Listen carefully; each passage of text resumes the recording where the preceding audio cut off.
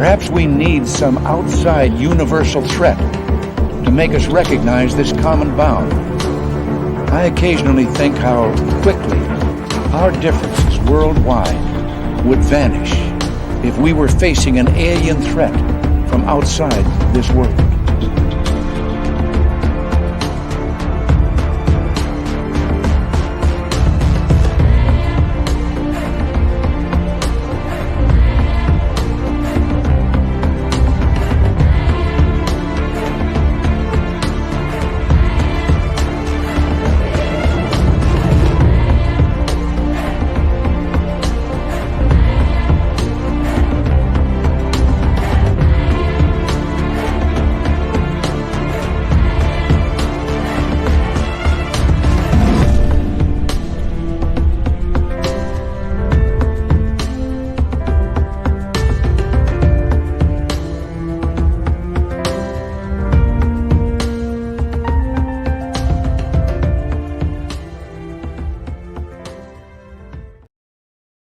Good evening and welcome to Spaced Out Radio tonight. My name is Dave Scott.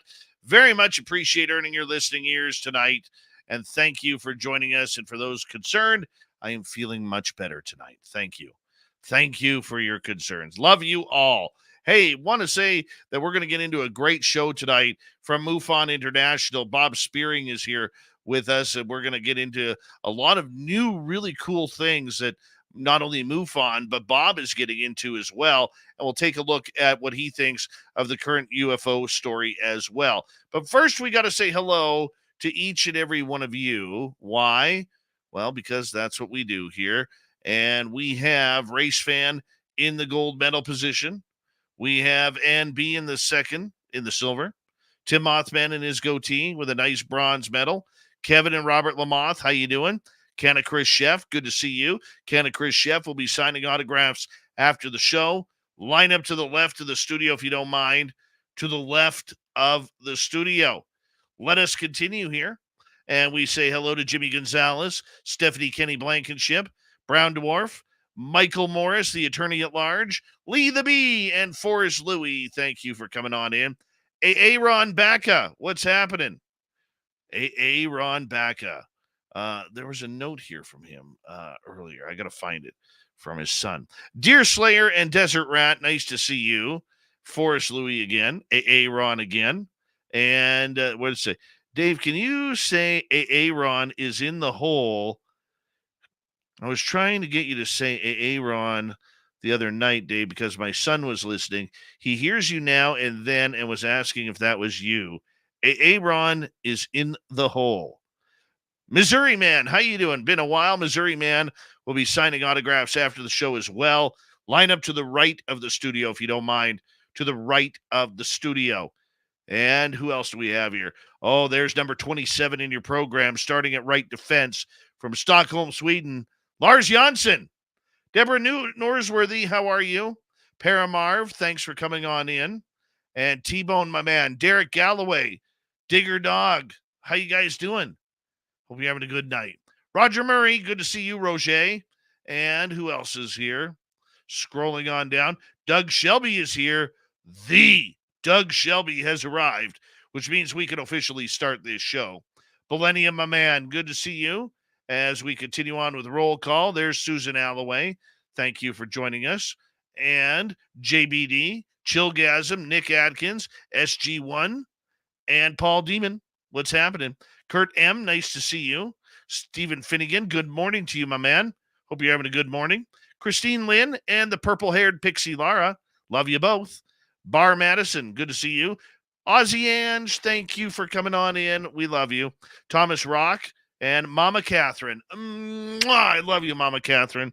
Thank you for your daily notes of inspiration. Very much appreciate it. I read them every morning. Makes me smile. Makes me smile, Mama Catherine. So thank you. Forrest Louie, thank you for kicking off this super chat tonight. It's a wonderful way to support what we do on this show on a nightly basis. So thank you very much. Hi, Sandra. Hi, Sandra. Hi, Sandra. Oh, just wears me out. Super crazy. Good to see you. And Area 51, thank you for coming on in. Hi, Badass Billy Good. As we say hello to everybody on the radio and podcast side, welcome to Spaced Out Radio tonight. My name is Dave Scott. We're going to be talking to MUFON's Bob Spearing about some new programs and initiatives. We're going to take a look at what's happening in the UFO world tonight. We continue on with our roll call here. Hi, Badass Billy Gunn, Welsh Hammer, nice to see you. Simon Says, good to see you. And who else do we have here? We have, scrolling on down, JSCO, good to see you, my man. And Major Lee, thank you. Good morning to you, Major Lee in the UK. Let's see. Laura Lobbs, nice to see you. Lord Buckethead, how's the Soothsayer doing? Yep, I like that song, Soothsayer by Buckethead. Fantastic song. Warden Dragon and Jeff Steve Garvey, he'll hit a home run for you. Hi, Vanessa, thanks for coming on in. Mike Rivers, good to see you. And let's see. Monica, thanks for coming on in. Stu Gerson and Paisley Parker, good to see you both. Gizmo, my man, how you doing? Let's see. Here we go. Horns up.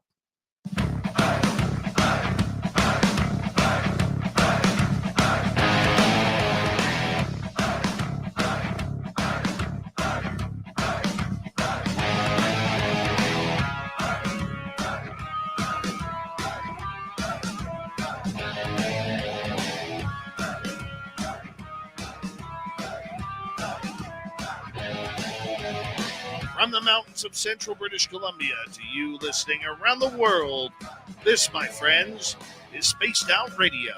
I am your host, Dave Scott, sitting in the captain's chair of SOR headquarters. We welcome you to tonight's show on our terrestrial affiliates around North America, digitally on Odyssey Radio, TalkStream Live, and KPNL. All of our archives are free. Join us at youtube.com/Spaced Out Radio. Do old Davey the favor, hit that subscribe button. You can follow us on Twitter at Spaced Out Radio, Instagram at Spaced Out Radio Show, and on Patreon in the Space Travelers Club. Our website, spacedoutradio.com. We have a plethora of features for you. Rock out to Bumblefoot, read the news wire, check out our swag as well. Tonight's show is brought to you by Chive Charities. Help make the world 10% happier by visiting Chive Charities today. You can find them on our website. A great show for you tonight as Bob Spearing, the International Director for MUFON, joins us to talk a little bit of UFOs. No, we're not talking that UAP crap. We're talking real UFOs here. Then in hour number 3, we'll go to Steve Stockton to kick off from Among the Missing. Right after that, Super Duke from World Bigfoot Radio is going to be here for the Cryptid Reports. I'm excited about this one. I don't know. Something about Bob Spearing just energizes me to the point where, you know what? We're going to all feel smarter after this. We really, really are. And Bob has graduated from Fordham University with a bachelor's degree in communications with journalism and film production as his concentrations. Bob recently retired from the Port Authority of New York and New Jersey after 34 years. Now, guess what he's doing? Well, after 14 years, almost, with MUFON as a field investigator where he started, he is now the international director for MUFON. He's been a part of the special assignment team and national director for both Spain and India. This guy loves his UFOs. He's been stir crazy since a child, and he puts it all together for us tonight. Bob Spearing, every time we have you on Spaced Out Radio, it's a good night. How you doing, my friend, and Merry Christmas to you. Dave, I appreciate it. It's very much appreciated. Good to have you back. How you been? I've been very busy, doing a lot of stuff for MUFON, a lot of stuff going on. I've been working on projects. I started preparing for our Cases of Interest presentation at the symposium this summer, where I picked the best cases. Maybe I'll tell you some of the stuff that's going on with that. We've been working with a lobbyist group the past couple of weeks to make sure that the UAP Defense Act does get passed. I believe it's going to be, which will set up a National Archives record collection for UFO sightings that aren't classified. So there's a lot of stuff going on right now with MUFON. That's very exciting. Very exciting. And for you, Bob, I mean, how has your 2023 been in regards to UFOs and in regards to everything that's gone on, because it's been a very busy year. It's really, really a different kind of year. I mean, it started off with the Arrow hearings, and then there was the NASA hearings, and then there was the David Grush whistleblower hearings, and then Dr. Sean Kirkpatrick suddenly decides to retire and leave Arrow, and it's like they got us coming and going both ways. Nobody knows what's going on right now. And it started off in February with all of the shoot downs. They identified the balloon, but I'm still harping away that, like, if they're going to allow someone like David Grush to talk about non-human biologics and off-world craft, but they don't show us photographs of what they shot down over Lake Huron, it makes me wonder, is the government interested in disclosure, or are they just, playing us with the other hand? Well, I mean, there is, I think, a lot more conspiracy to this story than what we even know about, Bob. I mean, it's very easy to go down the conspiracy rabbit hole because most of the time it's a dead end. But I think there's a lot more going on than we actually know. And the more and more I talk to people, Bob, who are allegedly in the know, the more I'm learning that I think this is just a big government game. And that's why it's UAP, not UFO. And I really do believe that we're being played here a little bit. Yeah, we were talking about it earlier. You're not the only one who believes that there's a separation between UFO and UAP for a purpose. And we were discussing earlier that it seems to all begin with Hillary Clinton back in the day.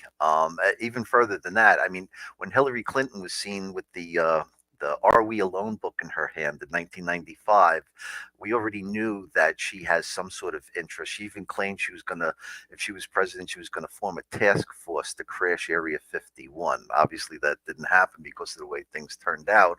But I don't think disclosure is near, and I do think that the government's playing games. After 80 years of portraying us as tinfoil hat conspiracy theorists, now all of a sudden the government, wants in with Arrow, the Pentagon. You've got private corporations that want in. You've got NASA moving in. It's like, well, what's going on? Is it about money? Is it about something else? Are they deflecting? Is it a psyop? But I don't know if it's aliens they're talking about. Bob, you've been around the game a long time. Okay, with MUFON and strategizing with some very brilliant people about this subject.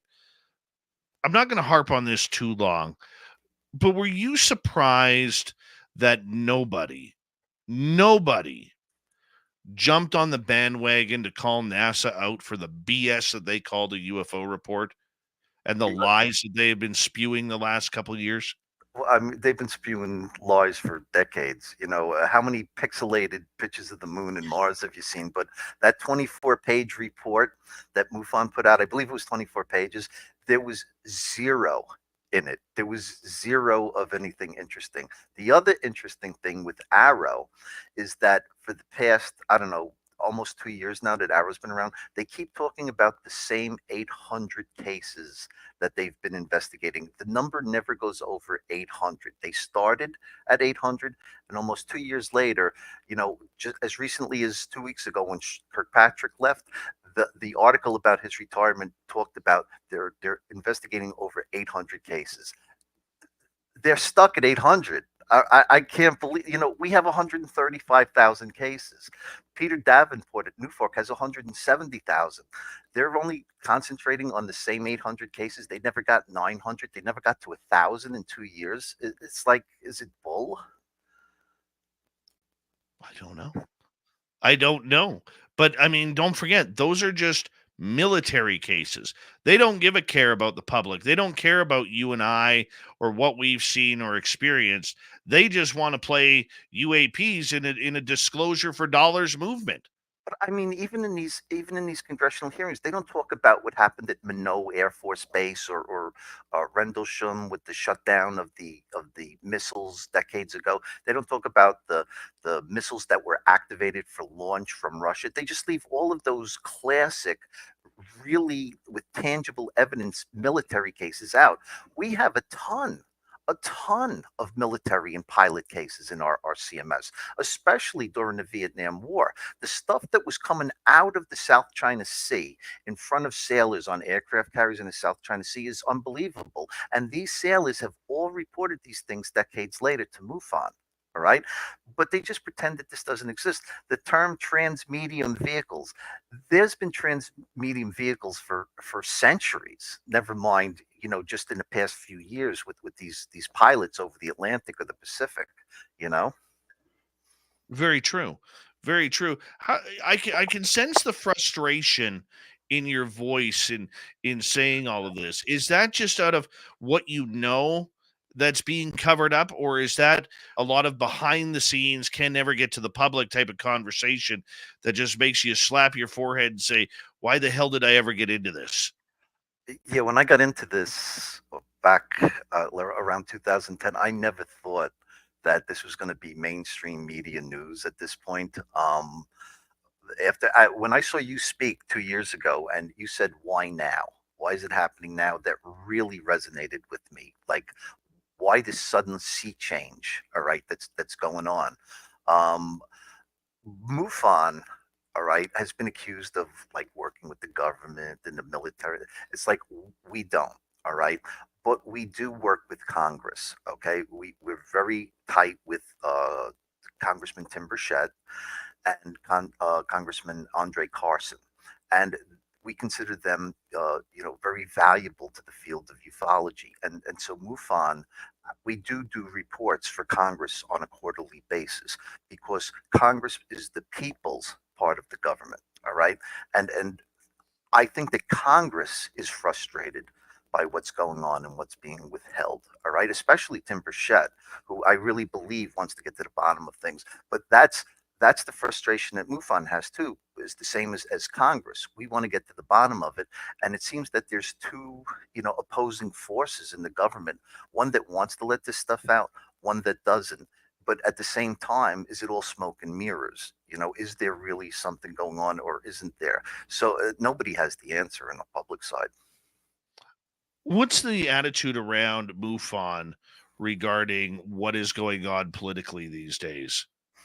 Uh, we want transparency. We want disclosure. That's why last week we sent out a letter to all of our field investigators asking them to write to their congressman to ensure that the National Archives segment of the 2024 National Defense Authorization Act gets passed so that the National Archives can begin collecting what's considered non-classified historical reports and items from the public, so that there is a library, like a Library of Congress, section for posterity, so that the people don't have to wait 75 years for the John F. Kennedy folder to be released.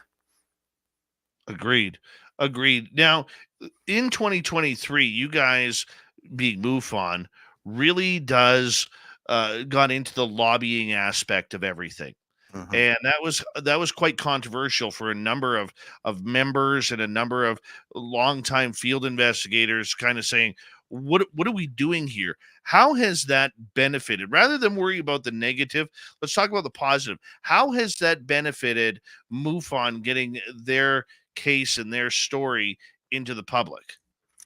Well, MUFON has had good times and bad times. We've been accused of being nefarious and stuff like that, working with Bigelow. I mean, which happened, but it's not Jan Harzan's MUFON anymore. It's like we've tried a different approach. When we first started reaching out to Congress, you know, there was a lot of bad rumors going around what we were doing, and it was actually in our journals. All right, what we were doing.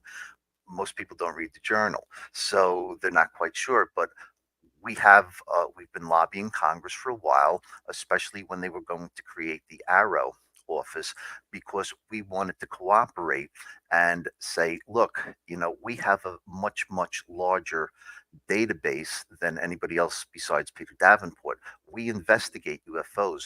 We'd like to help Congress get to the bottom of what's going on, and that's what developed into our quarterly reporting to Congress. What we give Congress are, statistics similar to what we put out in other places, but we also give them cases of interest that we think are important, that would be important to them, so that when they ask the questions in the hearings, they're prepared with actual, citing material that MUFON has given them. So I perceive it as a positive. All right. Uh, our lobbying firm actually gives us congressmen's and congresswomen's and senators' names and contact information so that we can keep reaching out to Congress to keep them on their toes so that they can help us get to the bottom of it. But we don't work with the military. I just want to make that clear. No, and I can understand and appreciate that. Has it helped kind of stir up the argument and opening people's eyes? Because in the end, whether you guys are lobbyists now or not, many people still look at MUFON to be the voice of the people because we don't have one. And that's a big, big job to be the voice of hundreds of thousands of people who have had the ultimate experience. And a lot of the things that we're doing are to get more information out to people.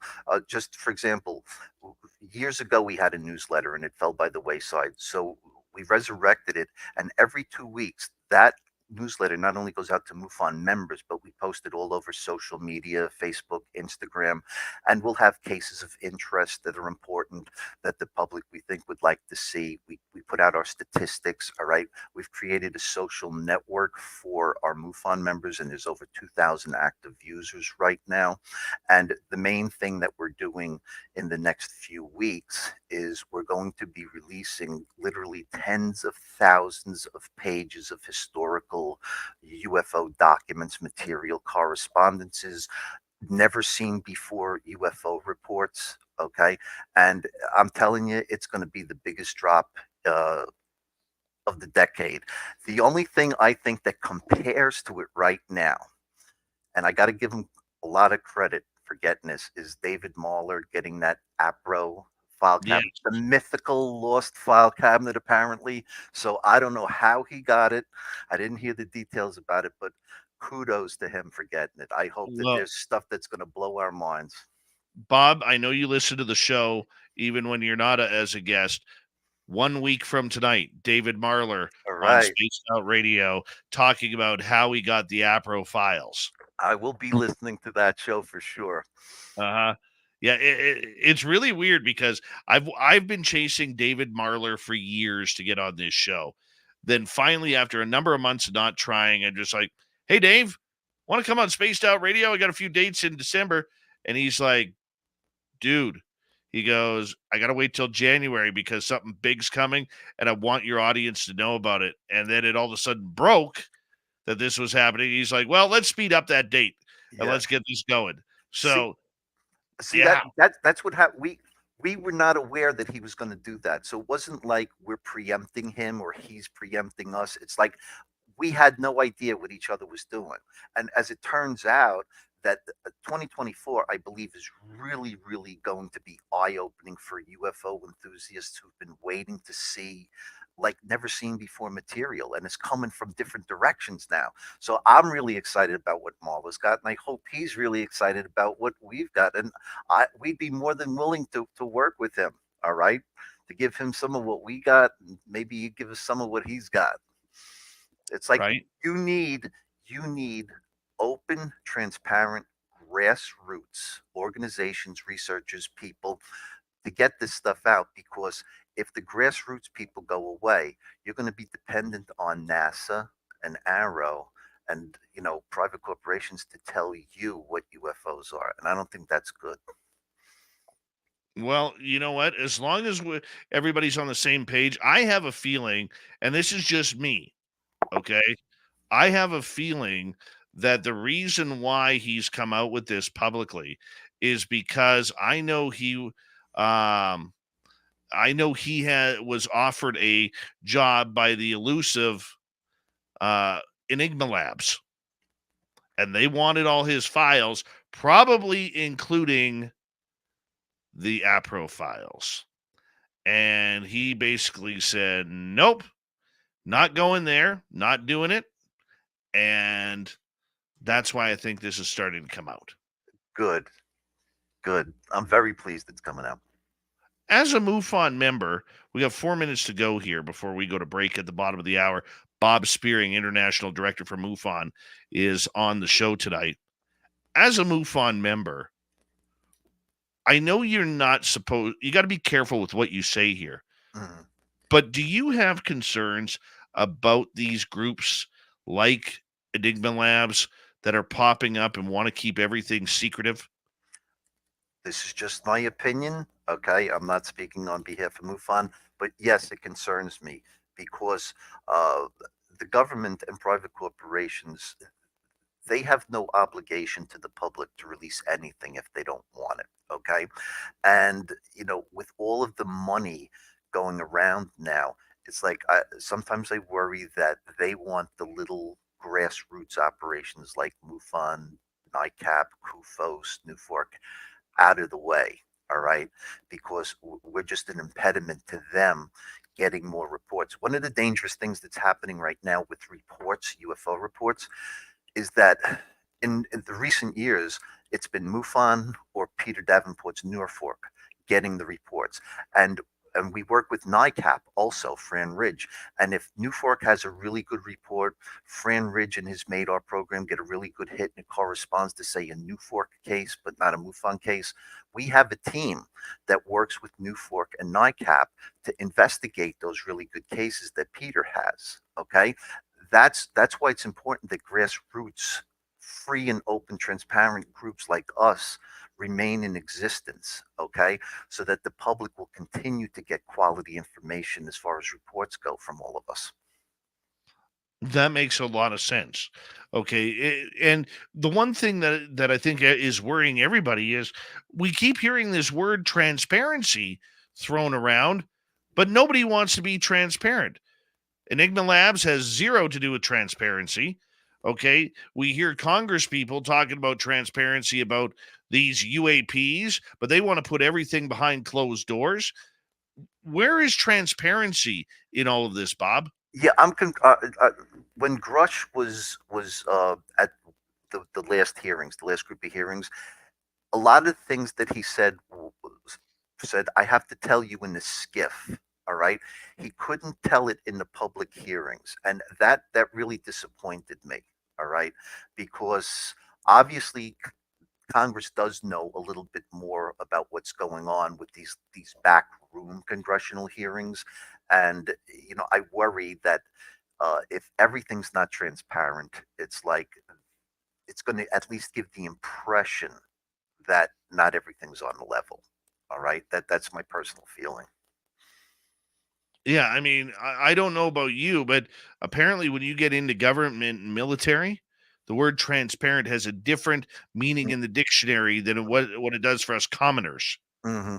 All I can tell you is that our database is open to the public. At least, I mean, we can't show you like witness names, contact information, some aspects of investigations, but any MUFON member can like look at every single case. Or just currently, we had to take down the attachments, the videos and photos temporarily because we're watermarking them, and we're going to be putting them back up in January. There's so much piracy going on.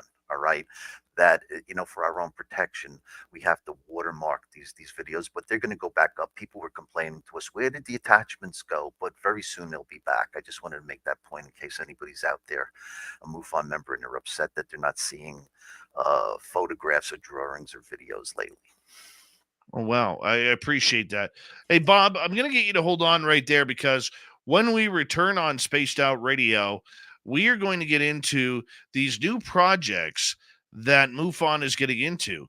Transparent paperwork on major cases, major studies, older groups like MJ12. Bob Spearing, International Director of MUFON, is going to break it all down for us. This is material, people, if you're really into UFOs, that you're going to want to see and want to have in your own archives. Spaced Out Radio continues right after this.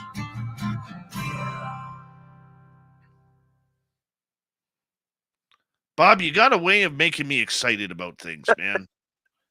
People say I'm very enthusiastic about everything. Yeah. Well, Earl Grey is in our chat room. He was a guest here last week. I love Earl, by the way. Uh, Just a fantastic human being. he messaged me just before the show started, 13 minutes before the show started. I was having a little conversation with him on the side. Lucky you. Lucky you. Yeah, Earl is I I look at people like you and Earl and Katie Page and Shane Hurd and many others that I've had the pleasure of meeting in MUFON and then at the symposium uh 2 years ago now or a year ago. I just think you guys got a great bunch of people in there, man. You Oh, really do. I'll tell you, Dave McDonald, our executive director, he says this is the dream team that MUFON's been waiting for. It's like it is a totally different regime than 5, 10 years ago. I mean, it really is. Everybody's focused. We're working on marketing, getting information out, improving the MUFON image, which is very important because it was so damaged in the past. And everything is just gelling for us right now. Mhm. I would say that that's an extremely fair comment, extremely fair. And you know, it's it's something that we just need to keep pushing together with. That's for sure. You know.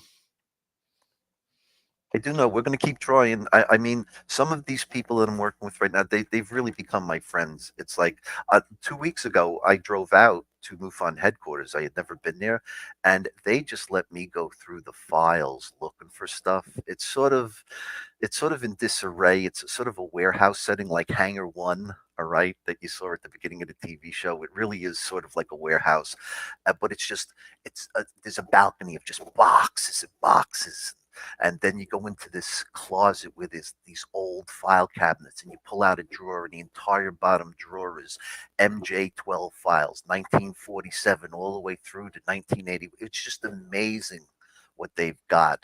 And they let me be like a kid in a candy store for 8 hours, just going through looking for stuff I Oh, can add. nice. Yeah. It's amazing. Very But I found the original Humcat ring binders that I think his name was Walter Webb back in the day. They did the humanoid catalog from the year 1790 till 1981, and that was underneath 65 Leonard Stringfield diary notebooks. It was just mind blowing what I found. It was crazy. insane. Well, don't give away too much because we got to come back and talk the next half hour about all of this. Okay. Yeah, and I'm so grateful, man, that you reached out to me about this. Very grateful because I love it when you're on the show. I loved it when you were on our roundtables and everything, and so I'm just a big fan. Big Thank you fan. very much. I'm a fan of you too. Thanks, buddy. Appreciate that. Appreciate that. Oh, let's see here.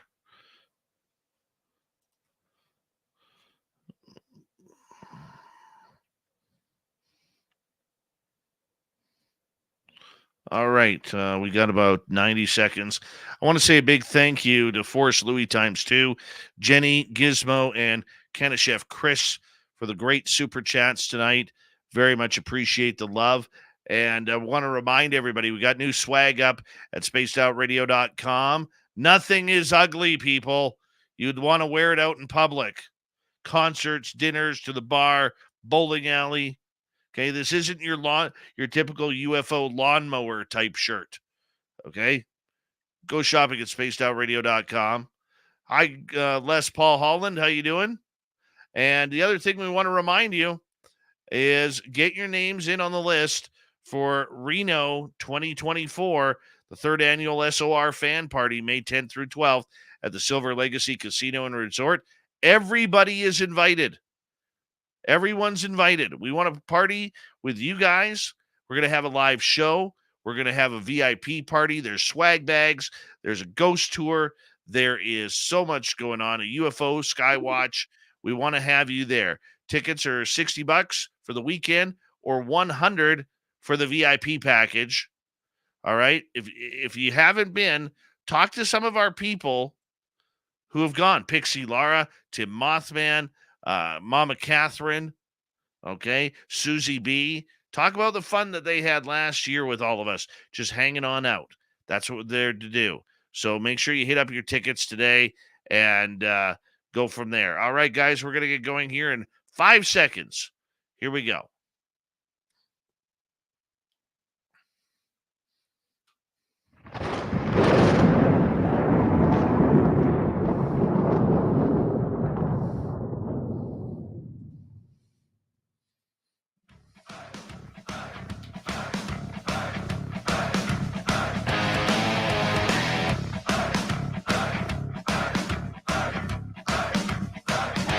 Second half hour of Spaced Out Radio is now underway. Thank you so much for joining us. My name is Dave Scott. Very much appreciate earning your listening ears wherever you are on this beautiful planet we call Earth. I want to remind all of you that if you missed portions of this show or others, our archives are always free at youtube.com/Spaced Out Radio or any major podcast download network. Our website, spacedoutradio.com. We have a plethora of features for you. Rock out to Bumblefoot, read the news wire, check out our swag as well. Follow us on Twitter at Spaced Out Radio, Instagram at Spaced Out Radio Show, and on Patreon, you can join the Space Travelers Club. Here we go. Bob Spearing, International Director for MUFON. And he has some exciting news that's coming to the MUFON website, which is major historic UFO cases, from everything from actual cases to secret plans like MJ12. Bob, I'm pumped up to hear about this. How did this start? It's a long story. I'll try to make it as brief as possible. About 25 years ago, MUFON decided to scan all of the historical documents that they had in their possession. They also had about 6,000 paper UFO reports before we began computerizing them in the late 90s. And so these things were scanned. They were eventually redacted. Katie Page was the last project manager. And that segment, these old paper reports, 6,000 pages, is called the Mars Project, the MUFON Archives Research Retention System. And what we found out when we wanted to build a map to go along with it, we wanted to make a multi-level map, and we had reached out to NICAP and to AFU in Sweden. And we said, we're looking for some databases that we could turn into a multi-level interactive UFO map, historical map. And they came back and said, you have a lot of stuff that you scanned that you didn't even mention. And they sent me old MUFON Journal articles that said, you've scanned this, and this. And I went to Dave McDonald, our executive director. I go, do you know that we scanned all of this stuff? He goes, yes, I've got some of it. He goes, some of it's in boxes, some of it's on discs, and they gave me access to it. And what we discovered was that besides the Mars files, we had enough to not only launch Mars as a single project, but that we could launch what we call the Project Aquarius library. And what it's going to be is 7 rooms of historical material. In March, we're going to have the multi-level map, and I'll start there. The multi-level map is going to be all of the CMS cases, 135,000, with the pictures, drawings, and videos. The second layer of the map, we got permission from Fran Ridge at NICAP to use his NICAP chronology. That's going to be the second level. We have a USO database of underwater UFOs pegged to latitude and longitude. And then we worked with AFU in Sweden. They're going to be giving us the Norwegian and Swedish databases. And we're in contact with several other UFO organizations, international ones that are interested in giving us more stuff. So that's going to be a room that opens in March. But this coming New Year's Eve, we're going to be launching 6 rooms. And it's going to be available 2 ways: as a VIP membership if you want to become a member, or it's going to be a standalone product for just $50 in our store. And the 6 rooms are going to be as follows. Every single MUFON Journal and our old Skylook magazine from 1967 up until basically today. We're missing 2011 and 2012, but everything's going to be in a MUFON Journal room. 46 years of MUFON journals. We're going to have in the second room all of our MUFON proceedings books. When you go to a MUFON symposium, we publish a book that to go along with it, who the speakers are, what their topics are going to be.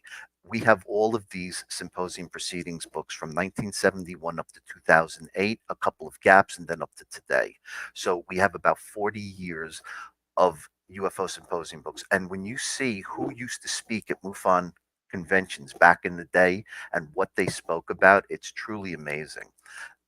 We're also going to have a newspaper clippings room. We have thousands of newspaper clippings now. AFU is going to give us more, and we're going to make this room free to the public. You don't have to be a member. You don't have to buy a subscription for $50. This newspaper clippings room is going to be free to anybody that wants to see it. And these newspaper clippings go back 4 centuries. Okay, there's some really wild stuff. All right. We're going to have a private researcher room. And basically, this is all of the collections that we've been gathering. To begin with, we're going to start with Captain Ruppelt's Blue Book personal files.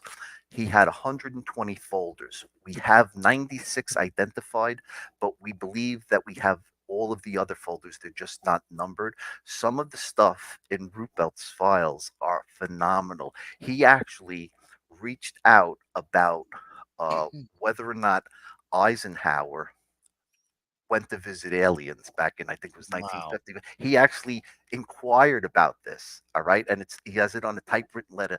The stuff in the Ruppelt files is phenomenal. Leonard Stringfield's coming probably in March. We have all 65 of Leonard Stringfield's notebooks. There's some very sensitive stuff in them. We're redacting them now to protect people who are still alive, but the majority of it will be visible. All right. It's not going to be like pages of blacked out. It's going to be a name here or there. What else? What else? Oh, and of course, the Mars file. So that's the 6 rooms right now. Newspaper clippings, the symposium proceedings, the MUFON, old MUFON journals, the maps coming in March, the newspaper clippings room, Mars, and the private collections. We also have the collections of John Warren. He's not that well known, but it's a very, very technically oriented collection. And Mindy Toutfest, our director of training, has obtained the Hayden Hughes collection. And she's having that scanned out in Oklahoma now. We anticipate putting that up in March. All in all, oh, and of course the MJ12 files.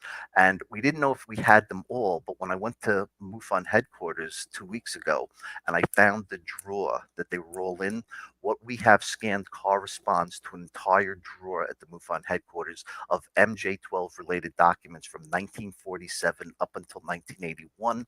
We also found the original Humcat of Walter Webb, humanoid sightings from 1790 till 1981, and they're all going to be in the private collections room. It's just going to be phenomenal what we're going to be putting out in the next 2 weeks.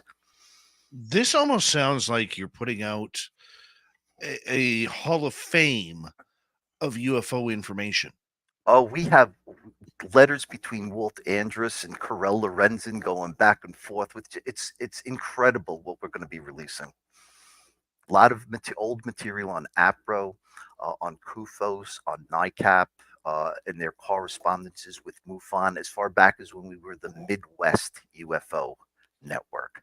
It's really going to be phenomenal. $50 at our store on MUFON.com. It's a great Christmas present. So I appreciate that you let me give it a plug, but I really think that people will find this fascinating, this collection.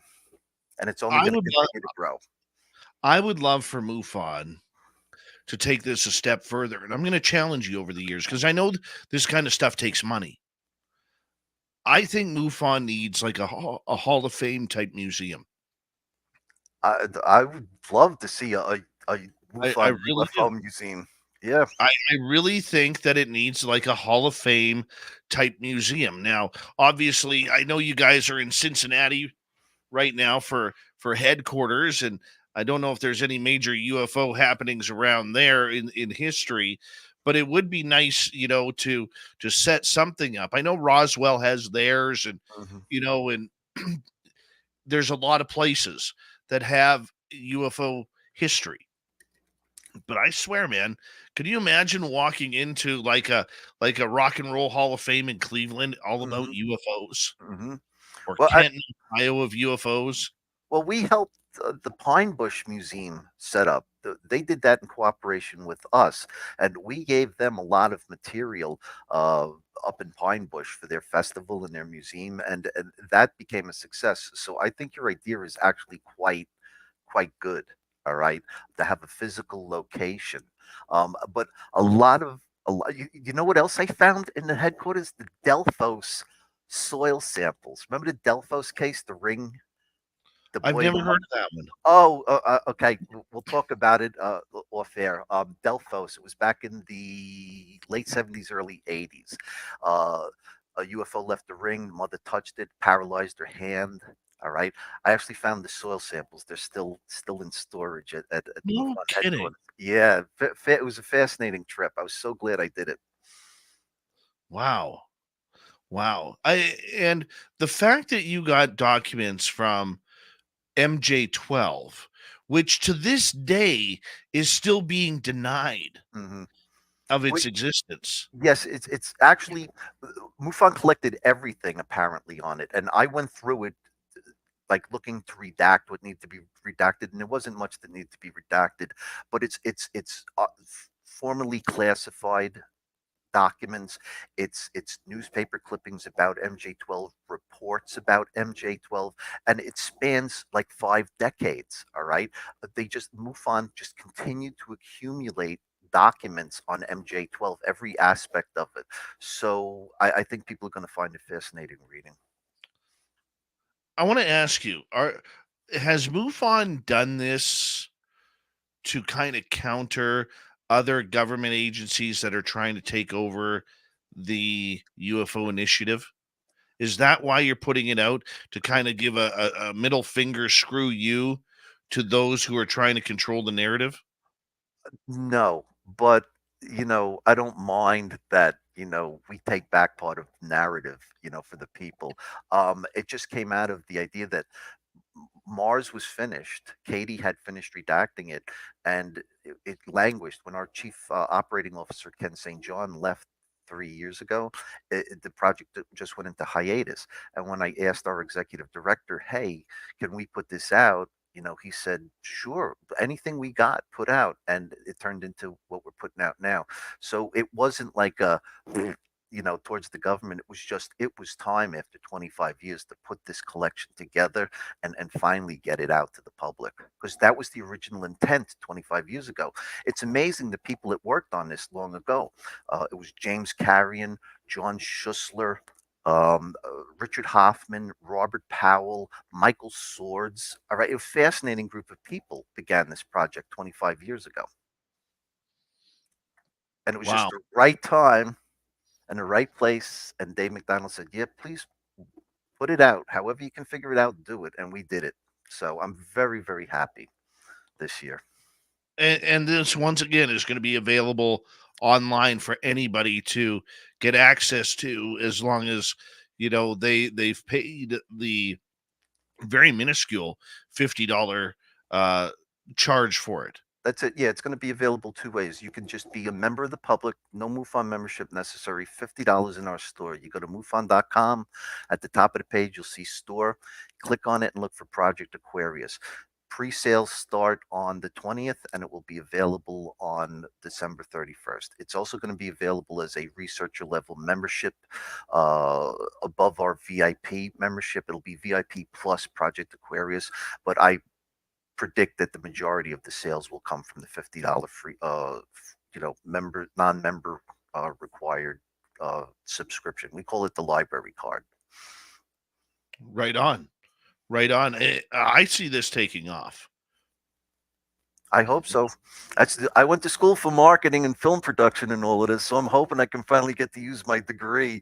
All right. I ended up on a railroad somehow, so I'm finally getting to do what I really like to do, you know. Good, good, and I think it's I think I'm excited to get in there. I'm excited to check it on out because I mean, could you imagine the more eyes that get on that, the more people are going to notice a lot of cases that maybe even MUFONs forgot about that we need to investigate even more today. I'm reading cases that I never knew about. All right. And here's the fascinating thing. I think I forgot to tell you about this room.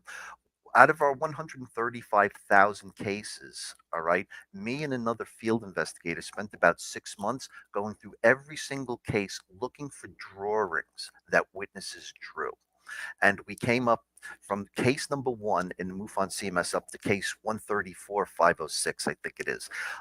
We found 7,000 drawings. Some of these are masterpieces. Some of them are stick figures. All right. Some people draw better than others. Some people painted paintings. All right. Some of these people did architectural diagrams, but there were two patterns that we discovered when we put this together.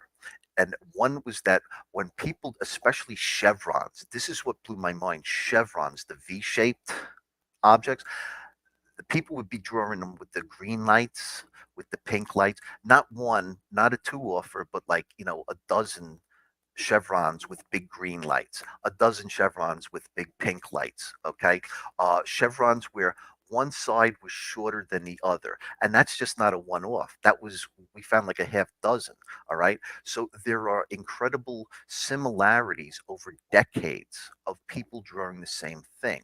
The second pattern we discovered in the 135,000 cases is that, let's say, from case 11,200 to 11,453, there'll be there'll be a flap of triangles, and then in case 120,004 to 121,516, there'll be a flap of uh, discs with red lights on the bottom. So it suggests that these people in these certain time frames were seeing similar objects or the same object, all right, in a type of flap where one type of object was visiting the earth at one time.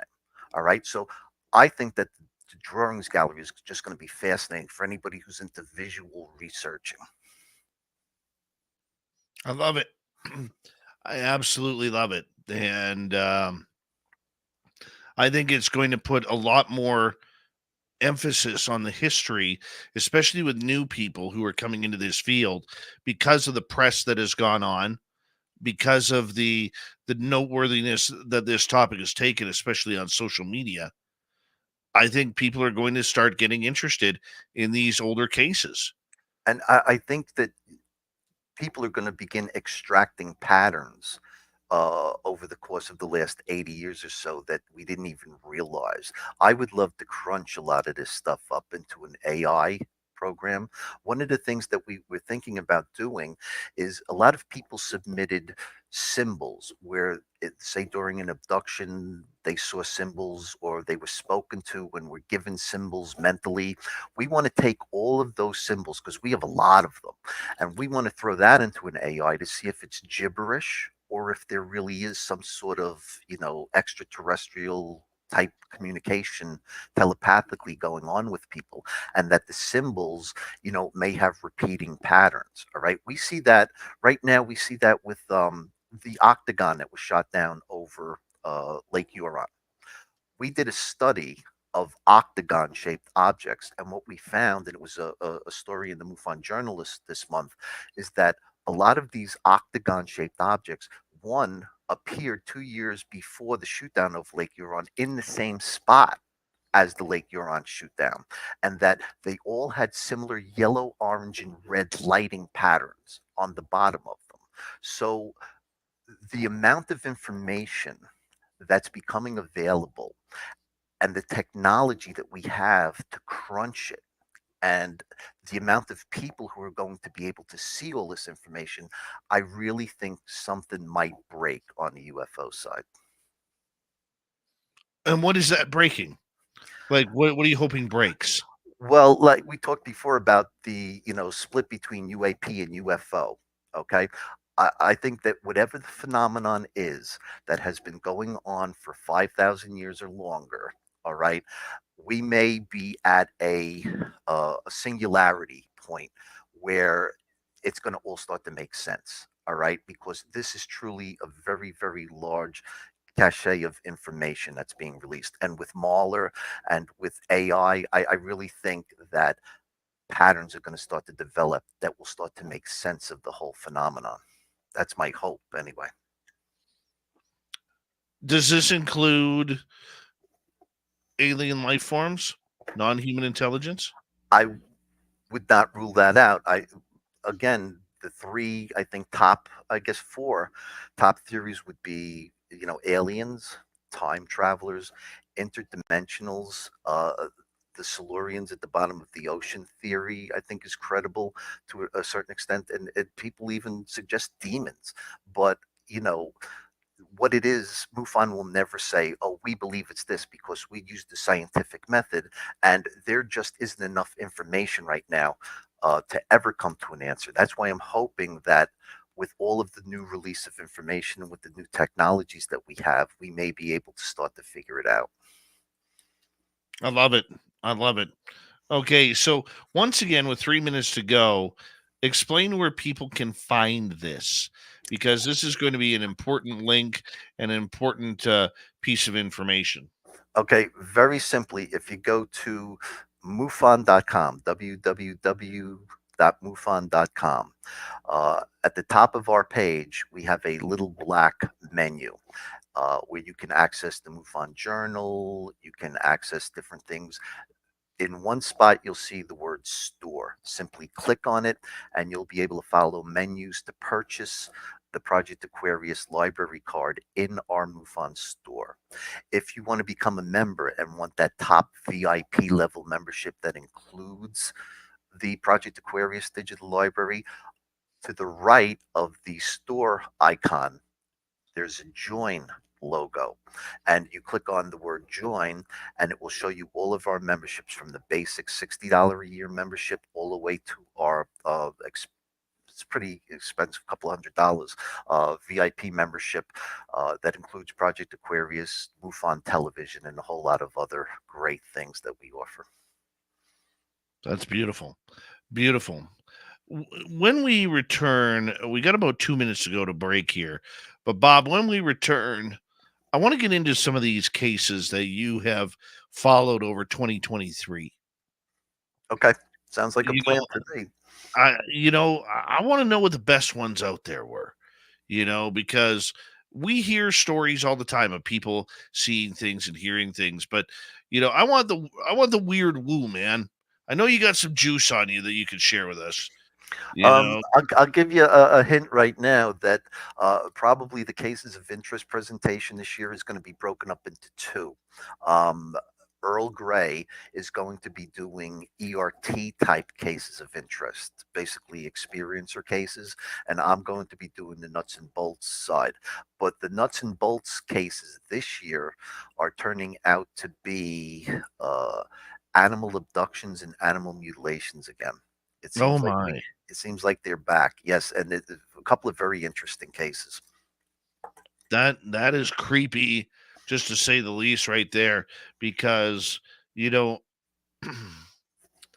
I have a theory on that, and I have a feeling that theory is a lot more ominous than what we think, and a lot more supernatural than what we think is going on. And I'm going to be curious to get your opinion on that. Okay. Because I know a lot of cases up here in Canada, they always seem to end with creatures like Wendigo. Interesting.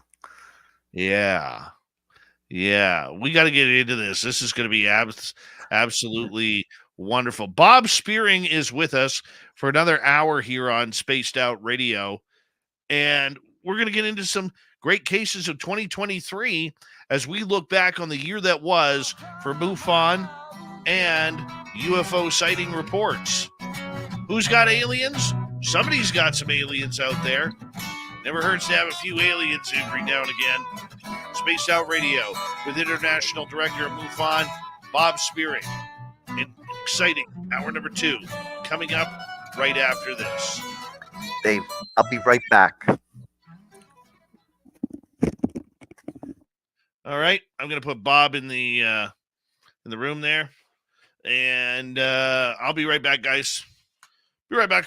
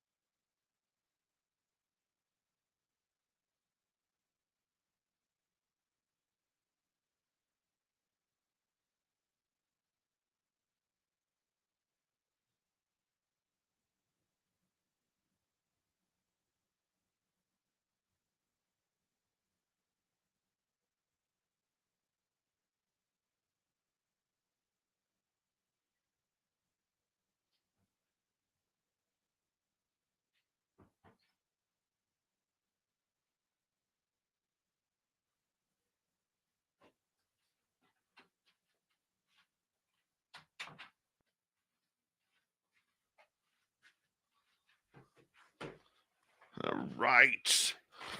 Hot damn, this is a good show. Hot damn. Want to say a big thank you to Kenna Chef, Chris, Gizmo, Jenny, and Louie ×2 for the super chats tonight. Very much appreciate it. Absolutely love it. Also, you can shop at our Spaced Out Radio store. We do not have ugly swag, people. No, none of that gardening, lawnmower wearing, cleaning out the house and springtime cleaning type of shirt. No, we got stuff you actually want to wear out. Okay, in public. From socks to underwear to t-shirts to hoodies, we got it all. So go check it out at spacedoutradio.com.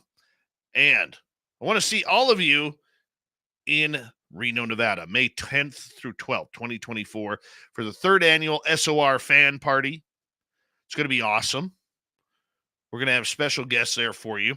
Swag bags, VIP tickets are $100 or $60 just to hang on out. It's at the Silver Legacy Casino and Resort. Book your tickets today. Hotel rooms are nice and cheap. All right. And we're going to have a lot of fun going on.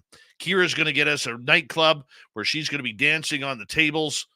Okay. I'm going to be dancing on the tables with her in my Spaced Out Radio boxer shorts. We're going to have a blast. So make sure you check it on out. Info at spacedoutradio.com is where you sign up. Here we go, everybody.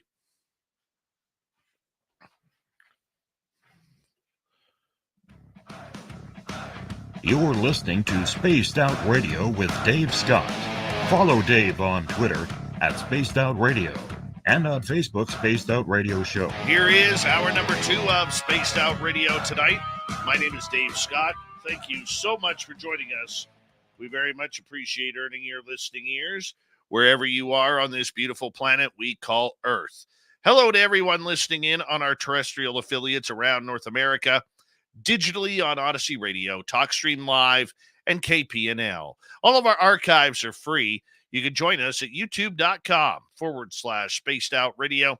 Just do me the favor, hit that subscribe button. The Desert Clam has set the password for tonight in the SOR Space Travelers Club. And what do you got for us, Clam? Hold on. What do you got for us? Wow. Good time for Facebook to go down on. Yeah. Hold on. We'll get it right here. We need this password. This is an important one tonight. Rachitogenic.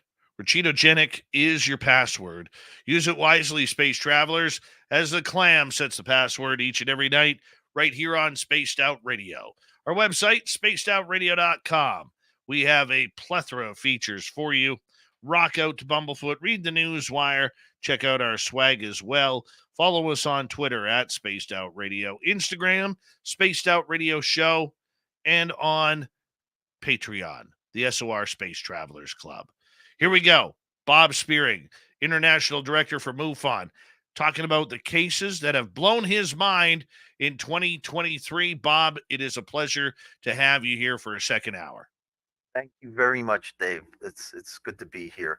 Every year, MUFON does a cases of interest presentation, and this year, because we got so much feedback last year that people were interested in ERT cases, we decided to add 2 cases of interest presentations. One will probably be done by Earl, and that will be experiencer cases, and he's got some really, really strange ones, including people being surrounded by rabbits that came out of a spacecraft and stopped their car. But that's not my case to present, but that's the type of thing that Earl has come across. And we've even found correlating cases of other people who describe rabbit type entities engaging them. So that's a new one on me. I've never heard that before, but that should be interesting what Earl comes up with in this summer symposium. The big thing that I'm working on now, and I know this because I go through pretty much every case of the year looking for the most interesting ones. And what we discovered this year is that it's a big, big year for animal abductions and animal mutilations. Okay. And one case in England, A man saw a cylinder type object, and remember that cylinder, okay? Cylinder type object come over a flock of sheep in England on the English countryside, and he felt static all over his body, and the sheep became disturbed and began running away from the object. The fellow thought that the sheep were about to be abducted. There was another case from, I believe it's Utah, where a woman was sitting in her car at a stoplight and she saw a bird flying by, and all of a sudden a beam of light came down, grabbed the bird, and she watched the bird trapped in this stream of light, struggling to get away, getting sucked up into the sky. Then we had a case from, let me see, I have it here. Oh, Cyprus. And the description from this case, I'm looking right at the case, a big mothership disk with pattern lights on with a cloud, and took a cat from the park, also leaves from trees and soil. So it just sucked up everything, including the cat. This is, I've never seen 3 cases of non-cattle type animals being abducted.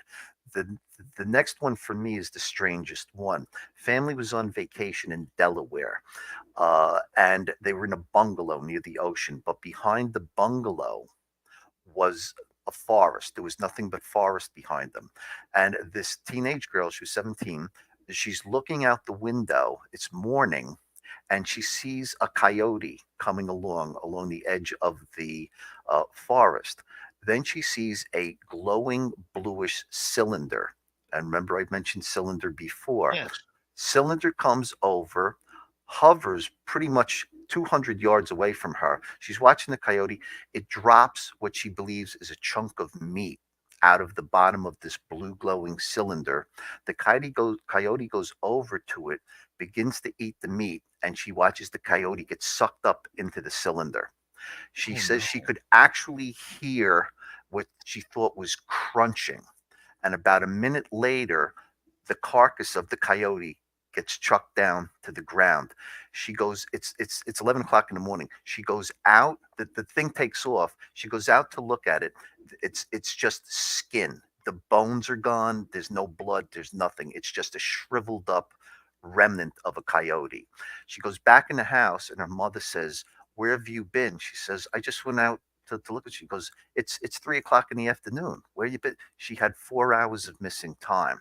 So I think that was just one very lucky girl. All right, if you ask me. But she witnessed the coyote getting sucked up and chopped up and thrown out. Then there were several cattle cases in Texas, and then there was one in Oklahoma.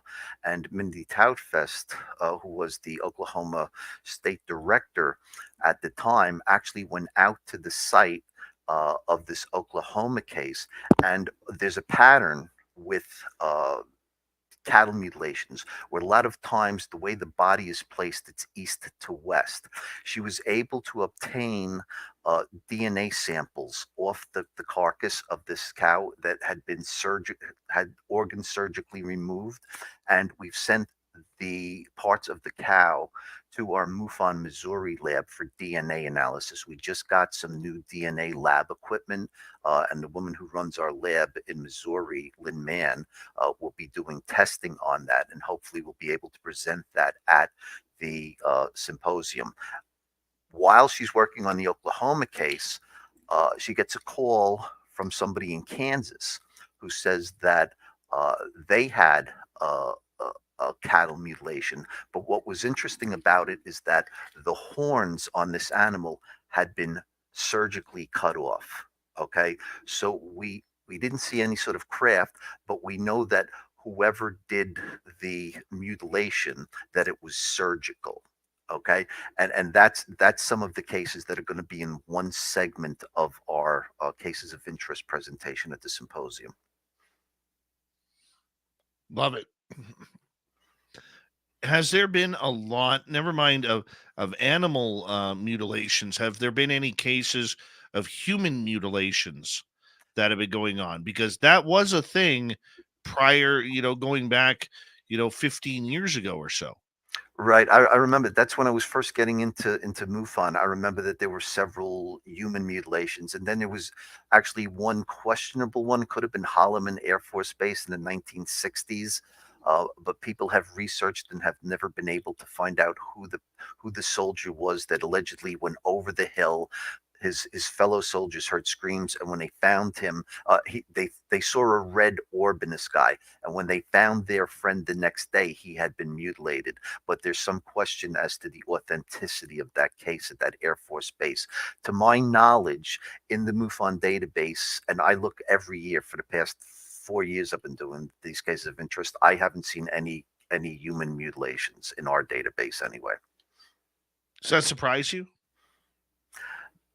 No, historically, as far as I know, anyway, I don't think that there's been a tremendous amount of mutilations. I think that there's been over the decades a significant amount of permanent abductions, which I think are very disturbing.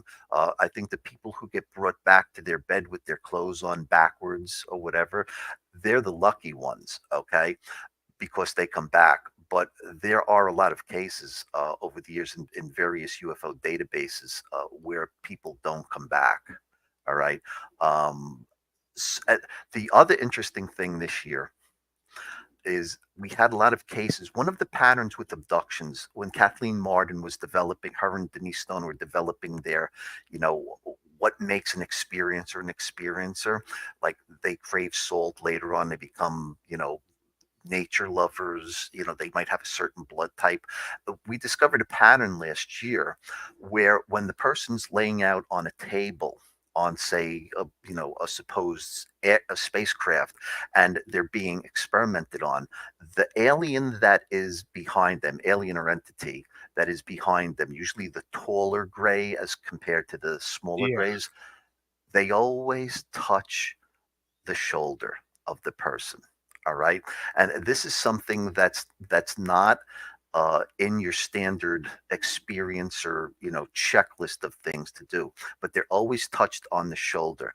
So I don't know if it's some sort of communication, some sort of calming effect, or, something else. But this year we had 4 cases where the witness in an abduction case actually said that the entity touched them on the shoulder during the procedure. And like the octagons with the yellow, orange, and red lights, I perceive this as an important pattern. All right. And this is something that should be investigated more deeply. Yeah, I know experiencers who felt that tap on the shoulder, who basically, they were knocked out right afterwards. That's interesting. And I've always been creeped out by when the taller gray comes up and goes face to face with the person on the table, and the abductee gets this overwhelming sexual desire. It's almost as if, are these entities getting their rocks off, on this human? It's very disturbing. I think abductions are very, very disturbing. I don't think there's anything. I think they're sadistic, to be perfectly honest. Depends on what's happening. Well, I mean, yeah, some people claim they're being healed, and they have positive effects. But the people that get slapped down on the table, all right, needles stuck in their bellies, that to me is not something a highly civilized alien civilization visiting Earth would do.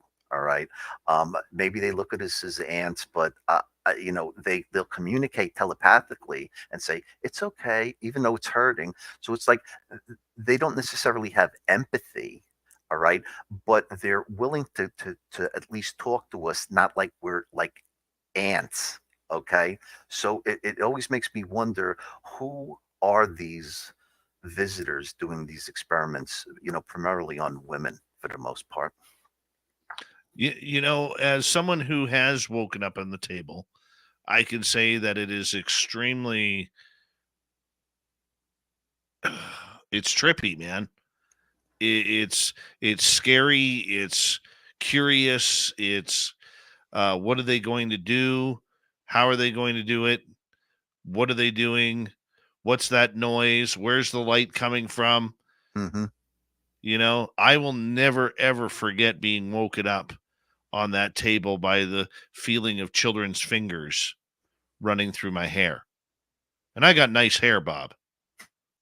I do. So do And, I. Everybody in my family's bald, but me. oh, God bless you, my friend. But, you know, I will never forget that. I will never forget the sound of what I call a saw when Yeah. when they were cutting open where they needed to go. Mm-hmm. Okay.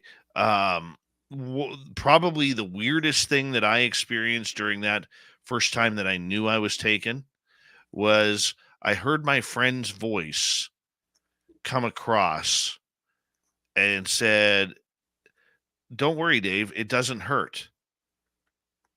And all of a sudden, everything started to tickle. And I remember laughing while they were doing it. Wow. Now, could that be a screen memory? Mm-hmm. Because I do remember it hurting, Mm-hmm. you know, but I do remember that. Yeah. And the funny part about it was this happened 5.5 months after my friend Samantha Mowat and I walked into a forest at 2:00 in the afternoon, and there was an alien in the forest that day. And we stood there and stared at it for about 20 minutes. Just stood there and stared. Did it talk to you? It was talking to her, not me.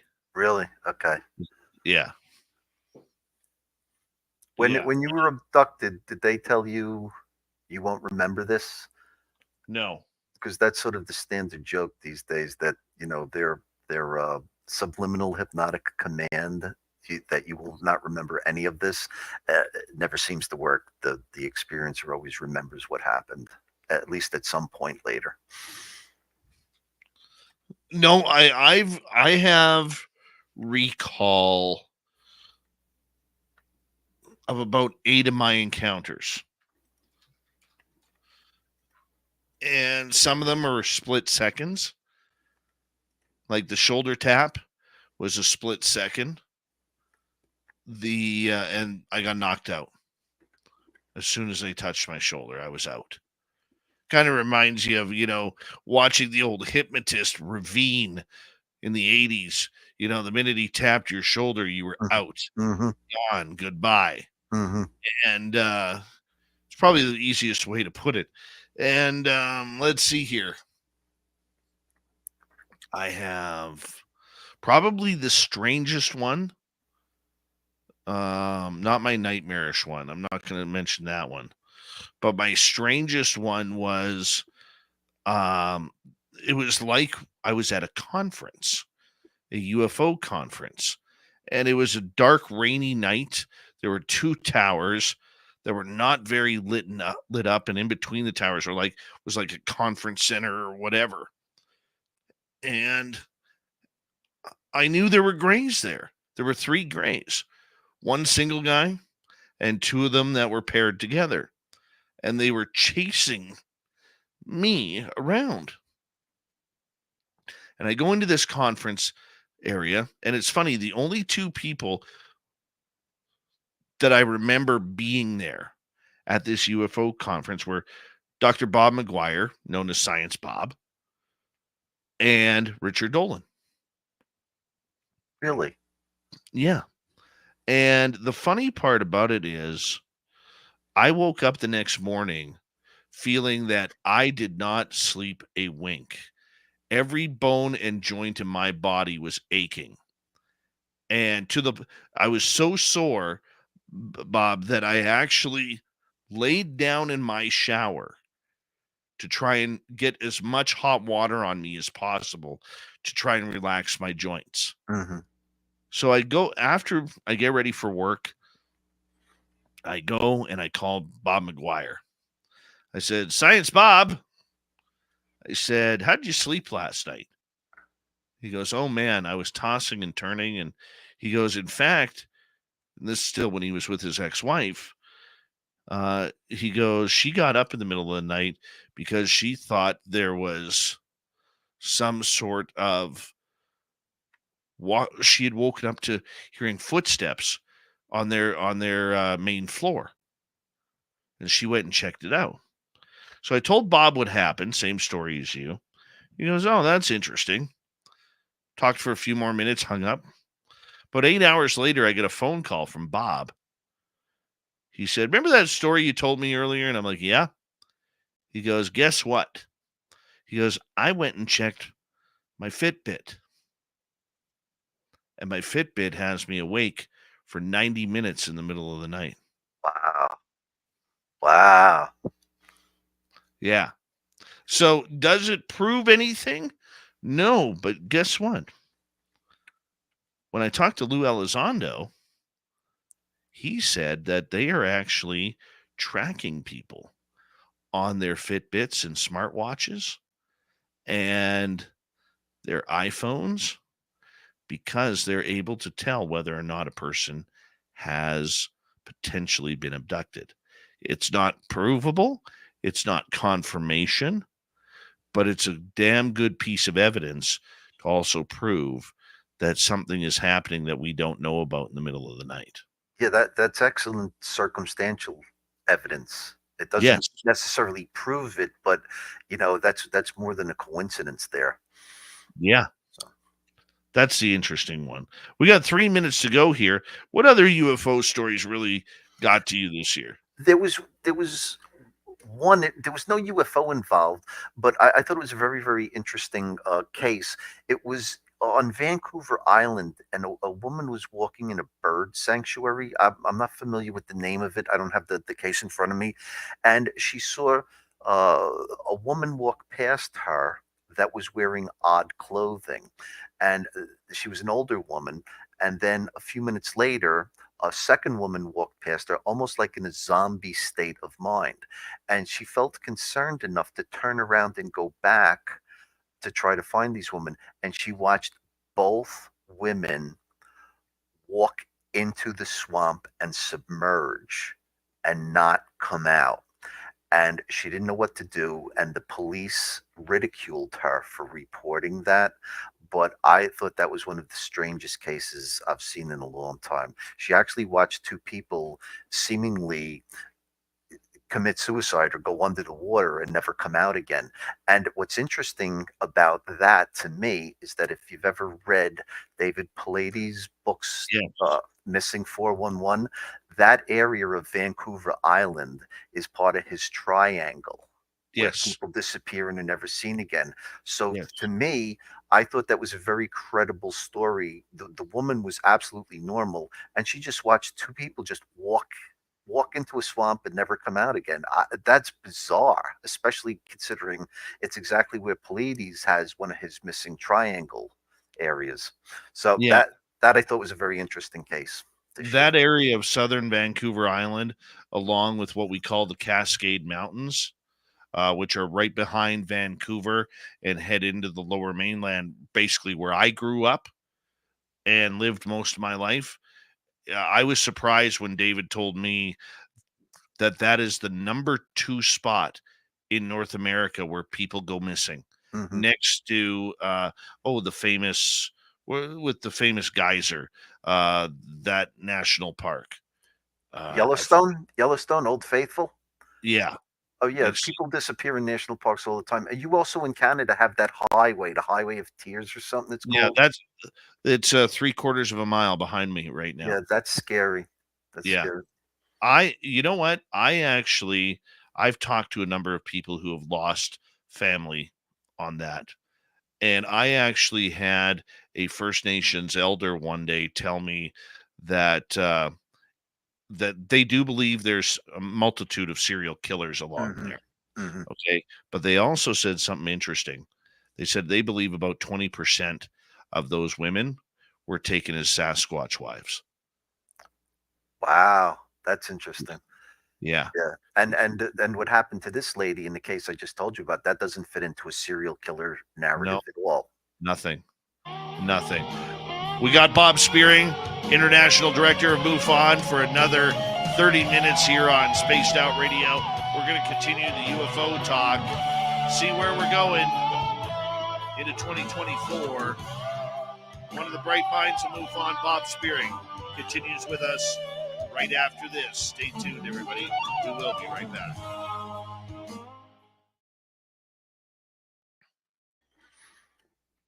Oh, yeah. I think we're having a very good conversation here tonight. I'm enjoying this. Oh, this is so much fun, Bob. I can't tell you why, but I would really appreciate some information on that case. Okay. All right.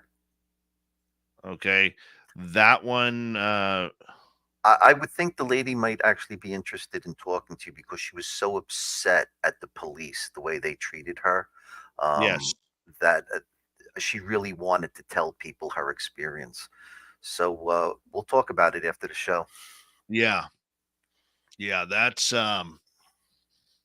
that's pretty interesting. But the Bigfoot side, because I'm not going to continue that on the other side. Mhm. What I was told was that First Nations believe there is a large population of male Sasquatch compared to female Sasquatch. Mhm. And she said, if you track the results, many of the women who have just vanished without a trace have either been pregnant within 1 year of giving birth, like say they're pregnant and they've given birth and then 1 year, Mhm. or they have been on their menstruation cycle. Mhm. And That I believe, sure. and apparently a lot of First Nations women have been warned not to, and I guess this would go out to all women out there, that if you're out in the forest looking for Sasquatch or you're hiking or whatever, the worst time you can go is when it is that time of the month. Mhm. Makes total sense. Because the odor is very, very much a stimulant and attractant to Sasquatch. Sure. Animals have much keener sense of smell than humans. And when a woman's menstruating, she's given off pheromones, which are very powerful aphrodisiacs, that type Yes. of hormone. Yeah. So about 20% they figured. But the RCMP will never listen to that, right? Mhm. Well, we have, I'm going off the UFO subject. I live in the Pocono Mountains in Pennsylvania, and people claim they see mountain lions up here all the time. But the last mountain lion sighting was 1898, confirmed. And when I talk to the park rangers, we have a lot of national parks up here. They'll tell you, no, there's no mountain lions. Last summer, I was sitting in my car at the edge of a forest. All right, I was at like a U-Haul storage type facility, and right behind me was the forest. I'm sitting in my car talking on a phone, and maybe 50 feet away from me, I saw a mountain lion just jump out of a tree. I mean, it was the size of an African lion, and they were trying to tell me, no, no, it's a bobcat with spots. I'm going, no, no, this was a big lion with a long tail, which bobcats don't have. I go, but they'll deny it. They'll deny that there's any sort of mountain lions in Pennsylvania. Yeah. I saw it. I know what I saw. And it's that's scared the rarity. daylights. Yeah. That's a rarity. So, but Yeah, I've only seen 3 mountain lions in the wild, and it's amazing how big they are. mhm. Like the one was I had it run right in front of my vehicle, and it was massive. They are. They're not bobcats for sure. No. The thing I've been across Canada many times. Or I love Canada. I was in Banff, and I decided to take a hike out into the outskirts of the city. All right, the elk Yeah. were walking through the town, and I saw a grizzly bear, and I like hightailed it back so fast. This thing was enormous. And Yeah. I says that was very dumb of me to just go wander out into the Canadian wilderness like that. That's the big reason why I'm actually getting my firearms license Me too. this year. Me too. is because I'm not worried about the Sasquatch or the Dogman or the aliens that are in my forest. Hmm. Okay, but I am worried about grizzly bears. I am worried about black bears. I'm worried about wolves. I'm worried Hmm. about mountain lions. Yeah. Oh, we have a mother with cubs walking through our driveway like 6 o'clock in the morning all summer. It's like there's a lot of bears, a lot of coyotes up here, a lot of deer. But let me ask you, where are you in Canada exactly? I'm almost in the central part. I'm about a 5.5 hour drive northeast of Vancouver. 5.5 hour drive northeast. Okay. The reason I ask you that is because another pattern that we see in your part of Canada, all right, are massive, massive UFOs. Let's get into this here. We're just about to come back. Okay.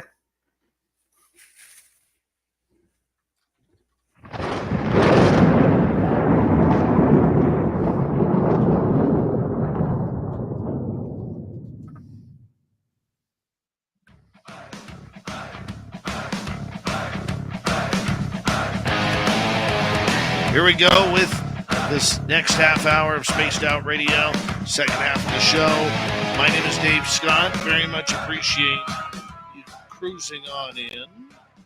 Reminder to all of you that if you missed portions of this show or others, check out our free archives by going to youtube.com/spaced out radio. Do old Davey the favor, hit that subscribe button. Our website, spacedoutradio.com. We have a plethora of features for you. Rock out to Bumblefoot, read the news wire, check out our swag as well. Follow us on Twitter at Spaced Out Radio, Instagram at Spaced Out Radio Show, and you can join the Space Travelers Club on Patreon. Here we go. Bob Spearing from MUFON. He is the international director. We've been talking about cases of 2023. And one of the things Bob brought up during the break, and I thought it was interesting, we'll talk about it, is apparently my area of British Columbia has a lot of big, big UFO sightings, massive size craft. Bob, welcome back. Yeah, they're not from 2023, but I'm a patterns guy. I guess you know that by now. And I'm always looking for similar reports. Okay. And back in 2014, there was a 2-part MUFON cover story about a group of uh, hunters way, way, way up north in Western Ontario. And they saw, I mean, these guys are in the middle of nowhere, and they saw this huge dumbbell shaped object that was the size of an aircraft carrier just slowly moving towards them. And they all tried to take pictures. And when they tried to download the pictures, everything was pixelated. It was almost as if this thing had a field around it. Okay.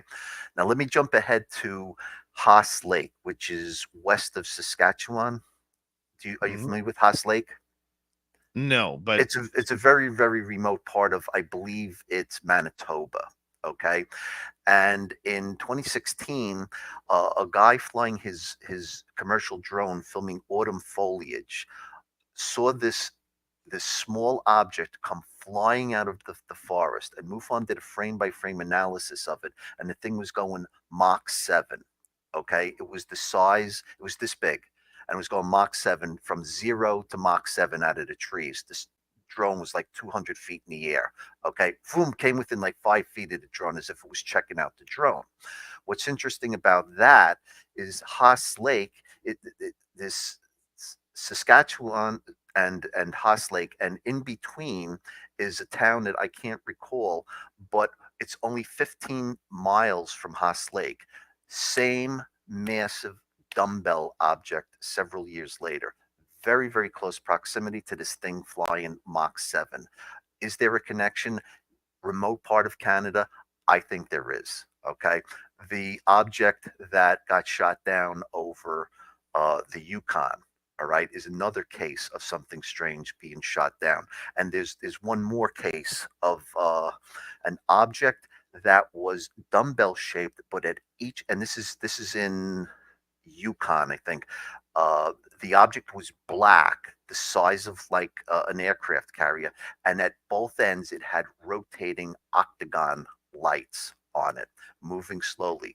So we have 3 definitive cases in the Arctic Canadian region, mostly from Western Ontario towards you, of what appeared to be massive dumbbell-shaped objects appearing over the past 9 years in Oh, North Canada. you get me excited here. Can I tell you my dumbbell story? Sure. Well, I had, believe it or not, this is true story. We used to hang out with these friends, okay? And I said, "Hey, this was in May of 2014. I said, "Hey, it's going to be a clear night tonight." I said, "Why don't you and the wife come over? We'll have a beer on the patio. I have one of those little, makeshift fire pits, metal fire pits." I said, "We'll put a fire out and we'll watch some UFOs fly by." He goes, "UFOs, really?" He goes, "How do you know?" I said, "I don't know. I just have a feeling that we're going to see something tonight. So you want to come over and hang out?" He goes, "Sure." It was about 9:30 at night, 9:45 at night. And all of a sudden, from southeast to northwest, we watch a dumbbell flying across the sky. And this was it was a silver rod, pardon me, an orange rod with silver orbs on the end. And we watch it just absolutely silent, no contrail, no meteorite type of tail on it, nothing. Just goes ripping across the sky. We watch it for about 5-6 seconds before it disappears behind the mountain. And how large was it? Was it a massive sized dumbbell? I'm going to say an inch. Like if you put your fingers up to the Right. sky, an inch. So my friend's wife, being Catholic, was freaking out. Okay. And my buddy's like, "How did you know that was going to happen?" I said, "I don't know." I said, "The weird part about it is I don't think we're done." Half an hour later, when you tip your head back when you're drinking a beer, you start to tip your head back. So I'm tipping my head back and I look up and I said, "What the hell is that above us?" And above us, above my house, was a black triangle. The entire undercarriage was orange rods connected by silver orbs. That's another pattern. People describe the bottoms of triangles two different ways. Some say it's smooth and a matte-like flat finish on the bottom, and some people, and this is a lot of reports, that they see tubing on the bottom, some sort of, it looks like Legos or, remember Tinker Toys on the bottom. And what you're describing is very similar to that, only those tubings seem to have been lit up. Okay. Yes. Also, in the MUFON drawings gallery, because we're right now separating drawings into shape classes, okay, and dumbbells is one of them. What you described as the thin silver tube with that, I have a drawing of exactly that in the Yeah. MUFON drawing gallery. Yeah. The funny part about it is our area. I don't know if you've ever talked with Jason Gilmet. He's formerly a MUFON Canada, lives in Chilliwack, British Columbia.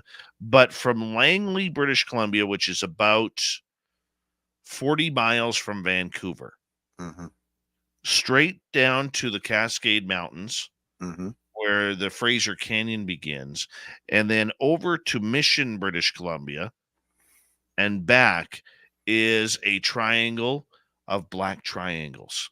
Wow. Now, the funny part about that area is my hometown of Abbotsford, BC, same as Langley and Aldergrove, they are connected to the Canada-US border. And then if you go right across the border, you have major naval air stations at LaConner in Washington State. That's where they keep a lot of the nuclear submarines.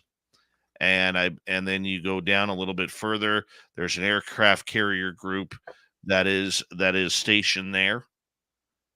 And it's pretty amazing of what is actually there. And all of a sudden to have all of these black triangles because there are only certain hot spots where these triangles seem to appear. They're not everywhere. No, and in the United States, one of the big hotspots is the Atlantic Ocean near Atlantic City, New Jersey, which is maybe 20 miles away from Fort Dix McGuire Joint Base, and Fort Dix McGuire gets a lot of black triangle sightings. Right? So Yeah, hey, I took a train through the Fraser Canyon. I was a Via Rail. I love that Via Rail. That was a great trip. I love driving that highway. Love driving that highway. It's amazing. It's scary as hell in some portions, I would think so. but I know exactly the train you're talking about. But that area there, I mean, do you notice? Okay, let's talk about patterns here because you like patterns. I love patterns. Okay, if you've noticed black triangle patterns, are there patterns for other craft, say disc shape or acorn shape or the boomerang shape? Yes, as a matter of fact, one of the drawings that people draw a lot are very similar to the Betty and Barney Hill, where you see that the long windows and the entities looking out the windows at Betty and Barney's car. It's a very famous drawing. We get a lot of them. Okay, where people are in cars and there's this massive disc-shaped object with big windows. I call them the Jupiter 2, like from Lost in Space. And there's these entities looking out at these people. All right, over and over again, you see the same things. As far as people who get taken on spacecraft, abducted, I wrote an article on this. I have so many cases of people who are forced to sit down in front of a huge television-like screen and watch scenes of Earth's destruction. All right. And it makes you say, what is the point of taking somebody from their house, putting them on some sort of spacecraft, making them watch a movie of Earth's destruction, and then returning them home? All right. Is it some sort of experiment? Is it some sort of torture? All right. Are they trying to analyze emotional reactions of people? But this is over and over and over again. All right. Another pattern is when people get abducted and they're laying on like the flat metal table. They claim that this huge machine, like an eyeball, comes over them and scans their body up and down. This isn't just one or two reports. This is like dozens of people saying the same thing. I know a psychologist from New Jersey who has a patient that she told me this. She says that her patient believes that at night a hooded figure comes into her bedroom and drills behind her right ear into her brain. I have 5 cases in the MUFON CMS of exactly the same hooded figure coming in and drilling into the left side of somebody's skull behind their left ear. All right. This is all over the world. These are recurring phenomena. All right. All of these people aren't making up the same story. If they are, it's got something to do with Jungian collective unconscious. All right. Or it's really happening to them. Okay, there's no ifs, ands, or buts about it. All I do is write articles on patterns. I mean, and I mean, I could really get into it. I'd have to open up my little file here to remember some of the patterns I've written about. But it's fascinating what people report over and over again. Hold on, just give me a second here to open my file.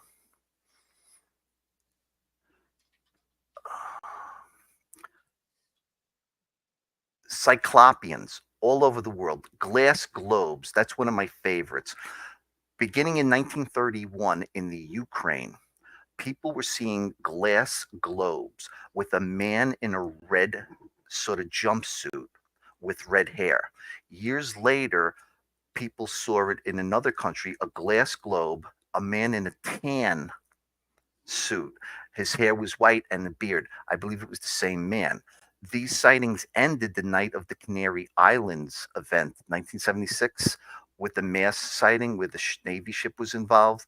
And this one particular doctor had a run-in with a glass globe with 2 figures in red jumpsuits. The interesting thing about these glass globes is that they seem to have no sort of propulsion system. All right. So for 50 years, there's about 12 reports of this glass globe with these figures in jumpsuits. All right. No means of propulsion. So you have to ask yourself this question. They obviously didn't come from Andromeda. All right. They had to come from someplace close by. Was this a good example of interdimensionals? Because it seems like they just pop in and pop out, like they're very close to their home, like going to the store in your car. All right. And what's weird about it is there's no sense of propulsion. You see nothing inside the globe except the chair that they're sitting in. So it's like, where are they coming from? Why did they only start coming in 1931? And why did they stop coming in 1976? All right. But if you really analyze UFO reports, the amount of patterns is staggering. Staggering. I love it. These patterns, they are amazing. Absolutely amazing when you look at it. And I'm looking at this just kind of wondering here, Bob, do you think this is aliens at play? Do you think it's time travelers, extra dimensional beings? What do you think it is? I honestly, my favorite theory is that it's time travelers, that it's more than one group of time travelers, that they're screwing with the timeline, trying to alter things. But I also believe in interdimensionals. My least favorite is aliens, but I do believe that's a possibility. Let me give you one more historical case that I think you'll find fascinating. All right. In 581 AD, the king of Yemen had converted to Christianity, and he was marching on Mecca, which was pagan at the time. They were animists, and he wanted to convert them to Christianity. They said no. So he had this massive, superior army. This ragtag bunch of Meccans comes running out to like one-third the size of his army. They're going to get wiped out. Mecca's going to get sacked. The Quran talks about the year of the elephant. It's a miracle in the Quran that basically says these big black birds with pebbles in their mouths fly over the Yemeni army, eradicate them, wipe them out. Not only that, the later Islamic commentaries state that the skin of the Yemeni army soldiers fell off their bodies. Look at this in a modern light.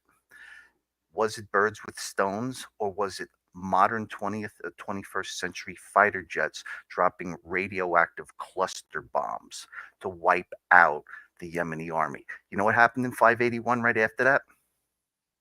Hmm. Muhammad was born.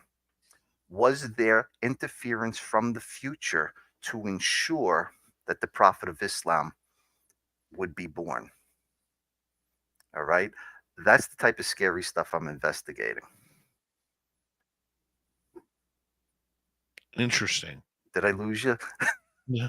No, I'm trying to put it all together because there always seems to be these interesting ties that kind of overlap everything.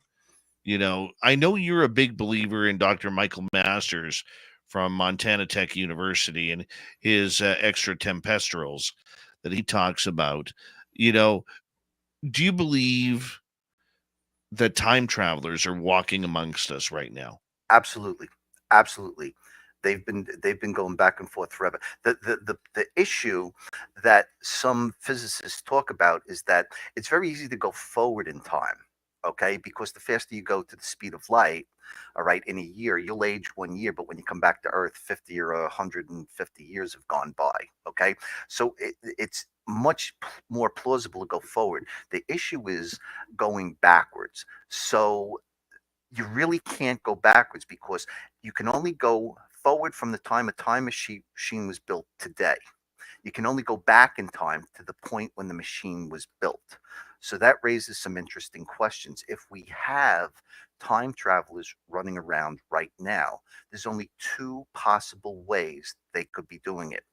One, in the very, very far future, they overcome the backwards time travel problem with a technology that hasn't been invented yet. Or, and I think this is the very, very interesting thing, what if the time machine has been built thousands of years ago? And if so, by who? and who would be going back and forth, and what are they trying to accomplish? What are they trying to change? Are they trying to make human history move towards a certain conclusion? And is there more than one group, and are they fighting each other? That's the stuff I'm working on right now.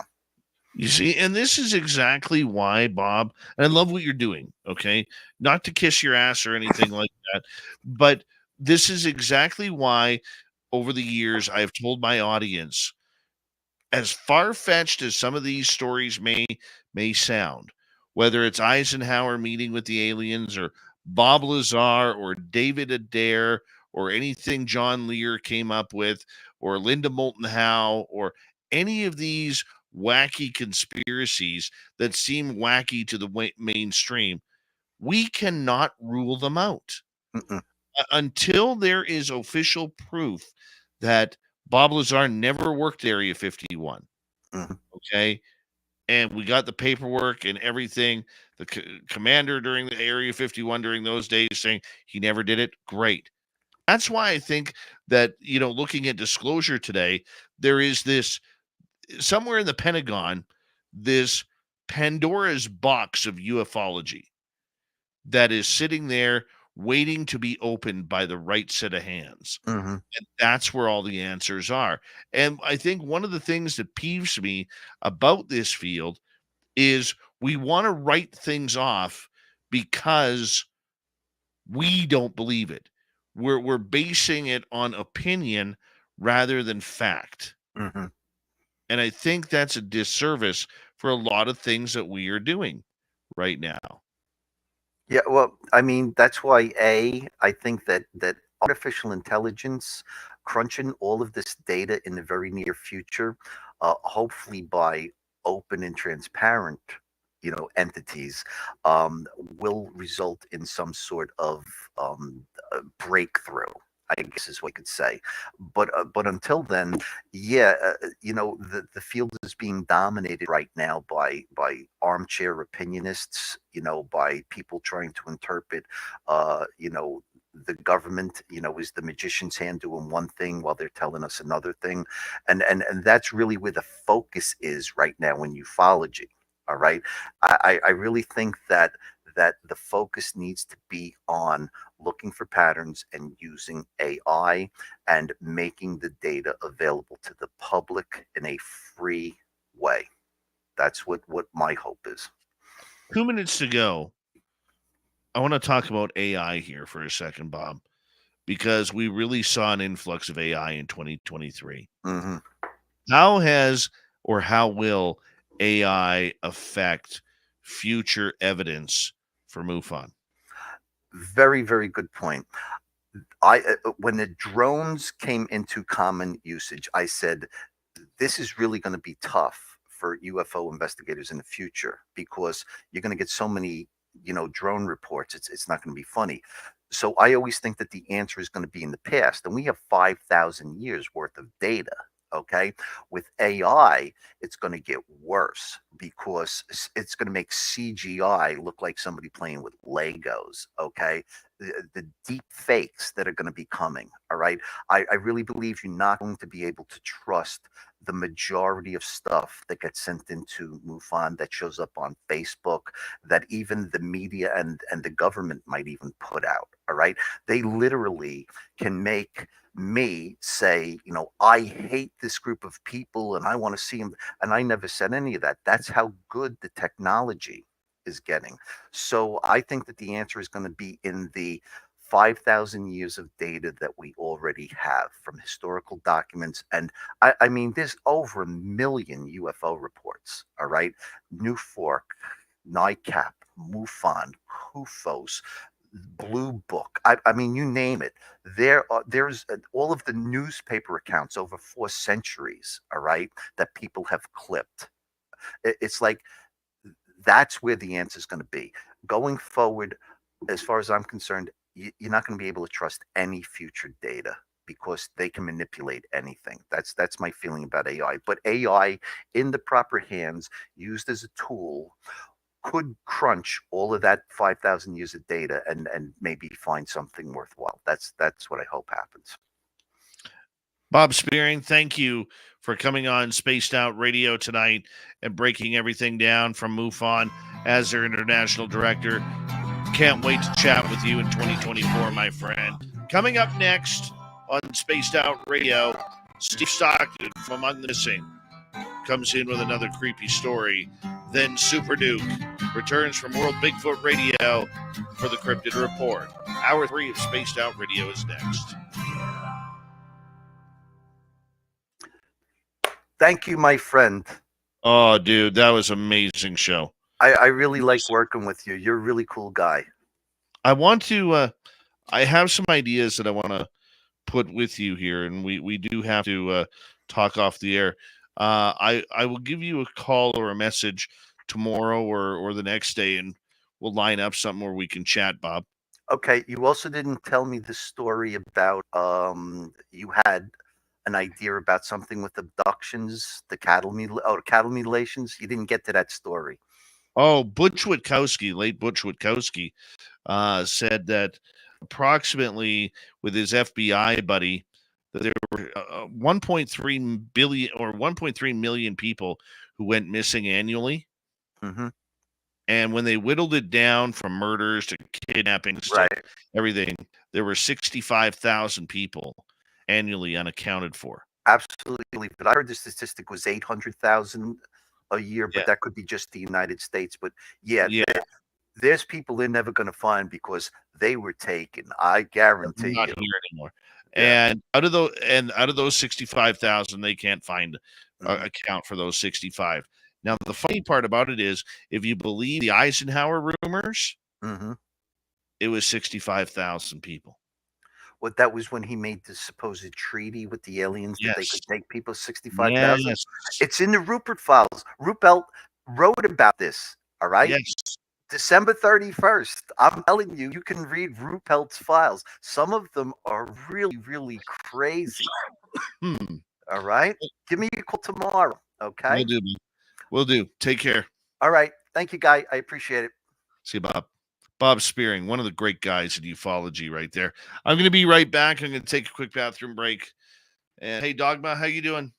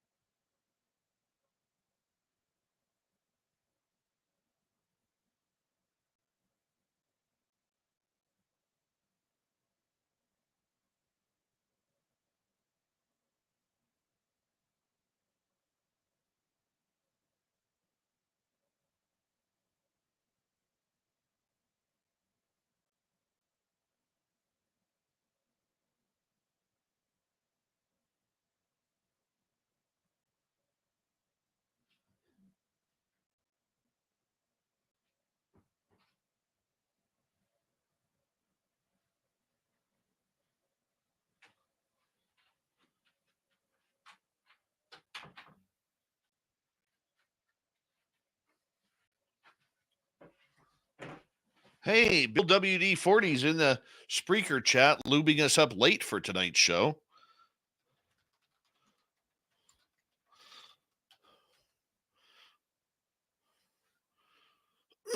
All right. What a great show. Thank you, Mike, T-Bone, Louie with a hat trick, Jennifer, Gizmo, and Canna Chef Chris for the amazing super chats. Greatly appreciate the love. And here we go, everybody.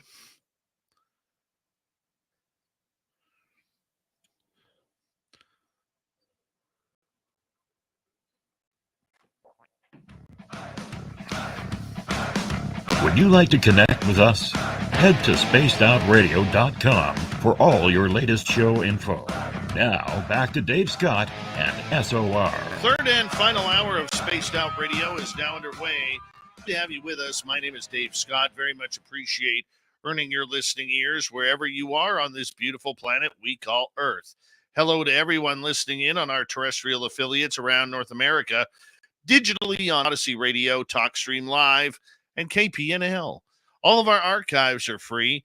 Join us at youtube.com/Spaced Out Radio. Do me the favor, hit that subscribe button. The Desert Clam is set the password for tonight in the SOR Space Travelers Club.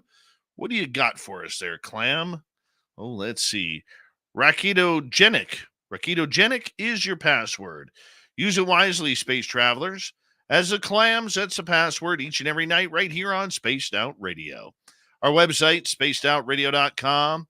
We have a plethora of features for you. Rock out to Bumblefoot, read the news wire, check out our swag as well. Follow us on Twitter at Spaced Out Radio, Instagram at Spaced Out Radio Show, and on Patreon, you can join the Space Travelers Club. Here we go once again with Steve Stockton from Among the Missing and another creepy story. Hello, friends. Welcome to Among the Missing YouTube channel on Spaced Out Radio. I'm Steve Stockton, and I'm about to take you on an unbelievable journey of people just like you. Their stories and encounters will haunt us on Among the Missing.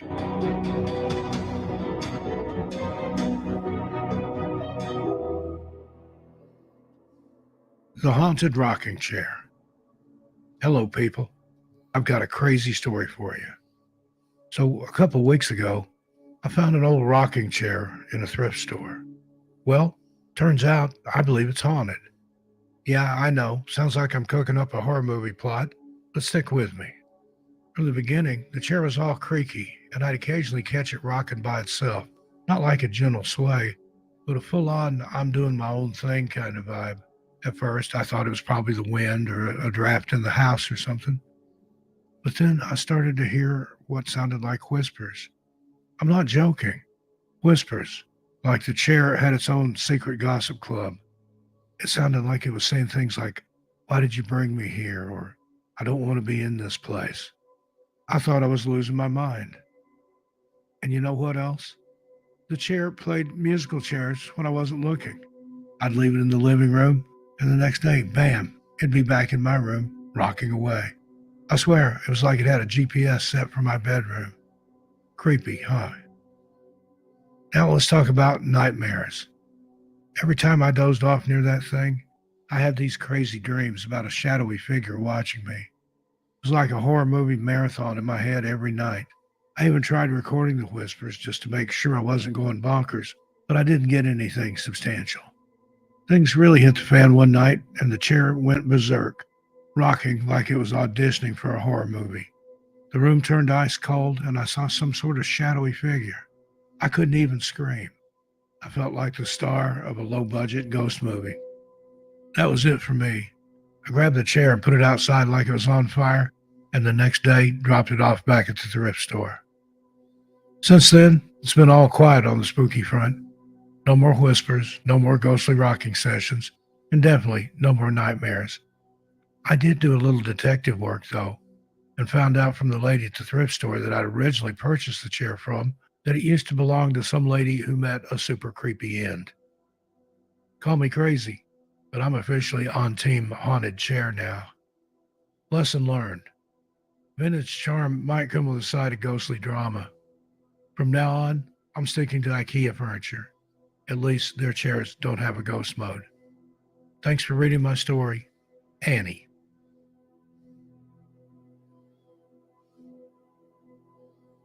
Hey there. Glad to see you doing the listener stories again. Here's mine. Imagine Savannah, Georgia, back in the 1980s. It's a place dripping with Spanish moss, where every house seemed to whisper secrets. Now, my childhood home, well, it wasn't your typical haunted house. It was like living in a Southern Gothic horror novel. I remember one night, I was about 10, lying in bed, trying to fall asleep, when this wail started floating through the air. At first, I thought it was just the wind playing tricks, but it started sounding like a ghostly woman singing the blues. I mean, who knew ghosts had a thing for blues tunes? But that was just the warm-up act. I'd wake up to shadows doing a mysterious tango in the corners of my room. Mischievous little imps, I swear. And there were the footsteps, like an invisible party happening every night. Confederate soldiers with a slow march, flappers with a jittery shuffle. Now, why didn't we hightail it out of there, you ask? Well, ghosts don't come with eviction notices, my friend. We were stuck with our spectral roommates, who would occasionally rearrange my toys like they were having a ghostly play date. It eventually became our normal, the paranormal, like living with the weirdest roommates ever. I finally got the guts to ask my grandma about the house's history. Turns out it had seen more action than I ever imagined. A Civil War hospital, a Prohibition speakeasy, you name it. No wonder we had such haunted goings-on. Like I said, as the years passed, we just got used to it. Ghostly shenanigans were just a part of life in Savannah, like sweet tea and Sunday dinners. We coexisted, each respecting the other's space, for the most part. Sometimes I'd leave out biscuits for the Southern Belle ghost and hope that in return she'd serenade me with some of those otherworldly blues. We eventually moved out, though, leaving behind the ghosts and the memories. Still live in Savannah, but every time I stroll through the neighborhood where we used to live, I can't help but wonder if those ghosts are still hanging out on the moonlit balcony of our old house. Well, that's my tale of growing up in a haunted house in Savannah, where ghosts are as real as the moss on those ancient oaks. If you ever catch a whiff of blues on a Savannah breeze, just know it might be the ghost of a Southern belle getting down with the afterlife. Thanks for reading my story. Signed, Anonymous. And thank you to Steve Stockton for sharing these spooky, creepy stories with us each and every night to kick off hour number 3 of Spaced Out Radio. We really do appreciate it. And of course, if you want more, all you got to do is head on over to youtube.com/Among the Missing, hit subscribe, and you can listen to them all day long. From the missing to the mysterious mountains of Montana, it is that time of the night. The Cryptid Report with Super Duke from World Bigfoot Radio. Let's do this.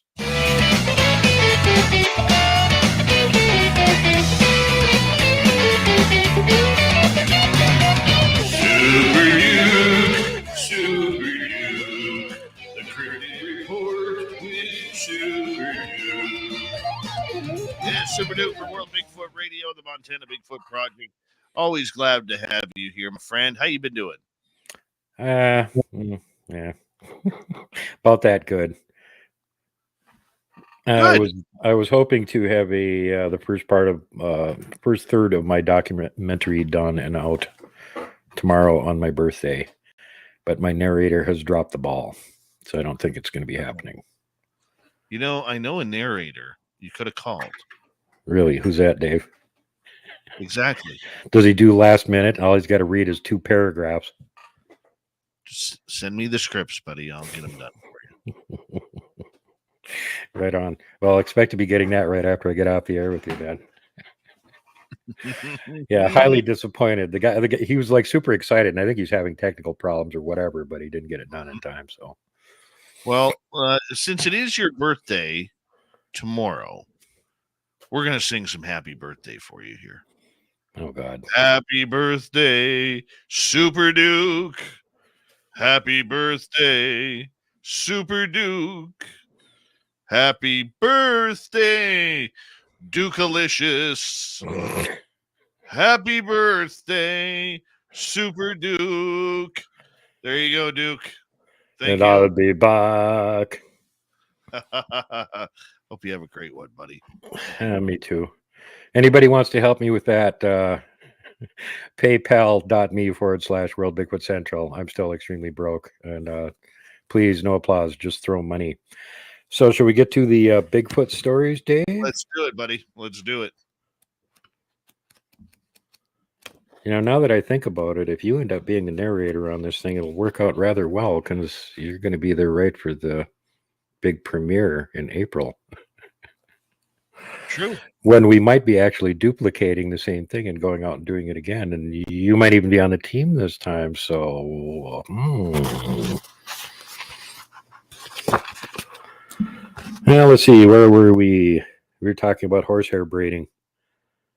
More Bigfoot news coming out of Montana in August 2012.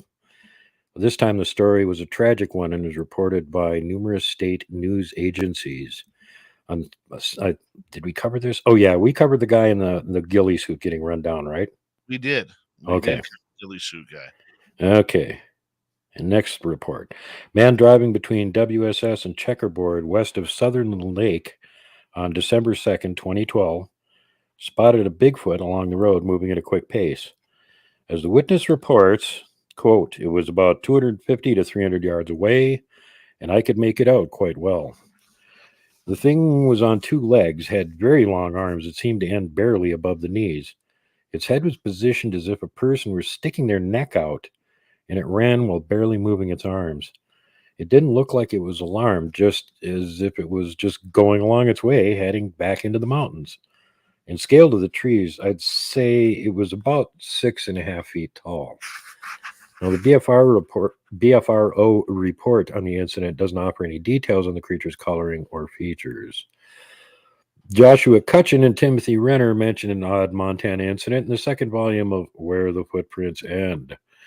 The report comes from yours truly, me, Duke Sullivan, a Bigfoot investigator and podcast host, who had this experience in 2015. I spotted what I first thought was a tree stump with a pattern resembling a face. I intended to film the stump with my video camera as an example of pareidolia, but then noticed the expression on the stump had changed. Now then, realizing I was witnessing a Sasquatch, I elected to leave the area. And since I have the leisure right here, let me give you the rest of the story. I was heading back to my camp. I was the only person at the camp. I didn't take my usual route to go there.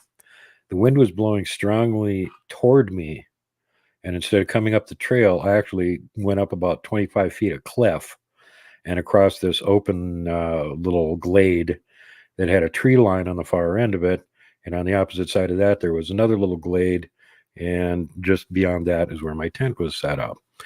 So by the time I got up to where this tree line was, I hadn't made any noise, and there was no scent. So the Bigfoot that was on the other side of the tree line didn't know I was there until I started coming through the tree line. He didn't have time to move anywhere, so he just plopped his butt down on the ground and pretended he was a stump. For years afterwards, I could take people up and show them the exact spot, because when he sat down, he crushed a little pine sapling, which was forever afterwards sticking out at a weird angle from him sitting his fat butt on it and crushing it. Now, I hadn't been camping there long enough to realize exactly what everything was around me and where it should all be. But so I didn't immediately remember that there shouldn't have been a stump there. And he pulled off his stump thing pretty well. I mean, he looked like a stump. And I had just come back from town and I had watched a video on pareidolia, and I went, hey, this is a great time to shoot a video on pareidolia. There's a stump there that looks like a Bigfoot. So as I reached for my camera and I looked back at him, now the stump is grimacing at me. And the stump's expression can't change. So at that point, I became pretty well convinced that wasn't a stump. And this may be an example of mind speak, actually, because as soon as I thought to myself, hey, the expression on that stump changed, I had this other weird counter thought in my head that said in a voice other than mine, "I'm a stump." And I went, "Okay, you're a stump." And I took my hand off my camera and I just kept walking along my merry way, because that very insistent stump was in between me and the road. And I didn't want to make him angry. So now you know the rest of the story of why I didn't try to get any video of the very angry looking stump that was 60 feet away from me. On to the next story. What's funny? Can I just interject there for a quick second? Sure. This stump thing is very real. Mm-hmm. And they tend to, I believe they tend to use that as a natural camouflage, you know, and I could tell you right now that that we have an incident in just about 30 miles south here where a lady was riding her horse on just a trail she'd ridden hundreds of times before, and the horse is going absolutely crazy. All right. And then all of a sudden, Duke, the stump stands up. Oh, God. Yeah. She said she was lucky she didn't get thrown from her horse. I can imagine the horse probably had a little reaction to that. Oh, my God. Wow. Okay. I've heard a bunch of those. I actually had somebody that I used to have on my show a lot, Kat Hansen. She had a lot of them interacting around certain areas when she was a kid and afterwards. And she sent me a picture of one of them pretending to be a stump. And man, was he selling it. He had literally ripped off big chunks of bark off of actual stumps and had them laid on each side of him to help it look more like he was a stump. Except for the other parts that weren't bark had black hair sticking out. So if you looked close enough, you could tell. But just if you were going by at a glance, you would never think to look at it again. It would just register in your brain as that's a stump. No kidding. I was sitting right out in the open, broad daylight. Oh my God. So yeah, the old Bigfoot tactic: when in doubt, sit down, pretend you're a stump. And if the human doesn't believe you, insist to them that you're a stump. So the next one up here is from the Great Falls Tribune, which ran in an article in April 1st, 2019, issue discussing Bigfoot sightings. Apparently, the paper thought it would be funny to feature reports of the creature in its April Fool's edition. Perhaps they were taking a swipe at people who take the topic seriously. Whatever the case, the paper did report on some actual accounts of Sasquatch sightings, starting off with an account from a trucker named J.G. The man reports that he saw one of the creatures along a lonely stretch of Decker Highway at midnight in October 2006. At first, he thought he was seeing a hitchhiker, at least until it started crossing the road in front of him. As the paper reports, quote, he slammed on the brakes. The creature was at least 8 feet tall and had 8 to 10 inch long hair, almost like it was groomed. Reportedly, the driver returned to the scene the following day and measured bushes, fences, and other objects in the area to try and confirm the creature's size. Unfortunately, he found no tracks or other evidence that the Bigfoot had been in the area. A man out on a wrecker call in Phillips County in January 2011 saw a creature on Highway 191 in the C.M. Russell Wildlife Refuge. It was about 1 a.m. when the driver reached the location a mile north of the Missouri River. As he reports to the BFRO, quote, I was loading a car onto my truck when I heard a deep grunt. I turned with my flashlight and looked behind me, and almost 100 feet behind me was an upright walking creature dragging a dead elk that a car I was towing had hit down the side of a hill. It was about 40 below zero. I was cold and scared, so I loaded up and got back to town. In a follow-up interview, the witness clarified that there was a full moon on the night of his sighting that aided his view of the Sasquatch. He said the creature was probably between 7.5 to 8 feet in height with brown graying hair. Shoulders were broad. The beast had long arms with a big square flat face. It used only one hand to drag the elk away by the antlers. The witness shined a light on the creature, and the thing's eyes reflected like those of a deer caught in the headlights. It looked at the man briefly, then continued dragging the elk away. Kalispell's paper, the Daily Interlake, reported in its September 10, 2017 edition on Misty Alaba, who reported she had been tracking Sasquatch in Montana for 24 years. The Columbia Falls resident said saw a Sasquatch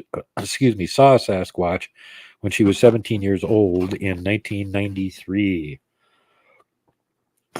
She was with her parents at the time, but the elder Alabaz didn't make a big deal of the sighting. Misty's mother gasped and asked her daughter if she had seen the hairy man crossing the road. Well, her father simply told her just to let it go, but Mary couldn't let it go.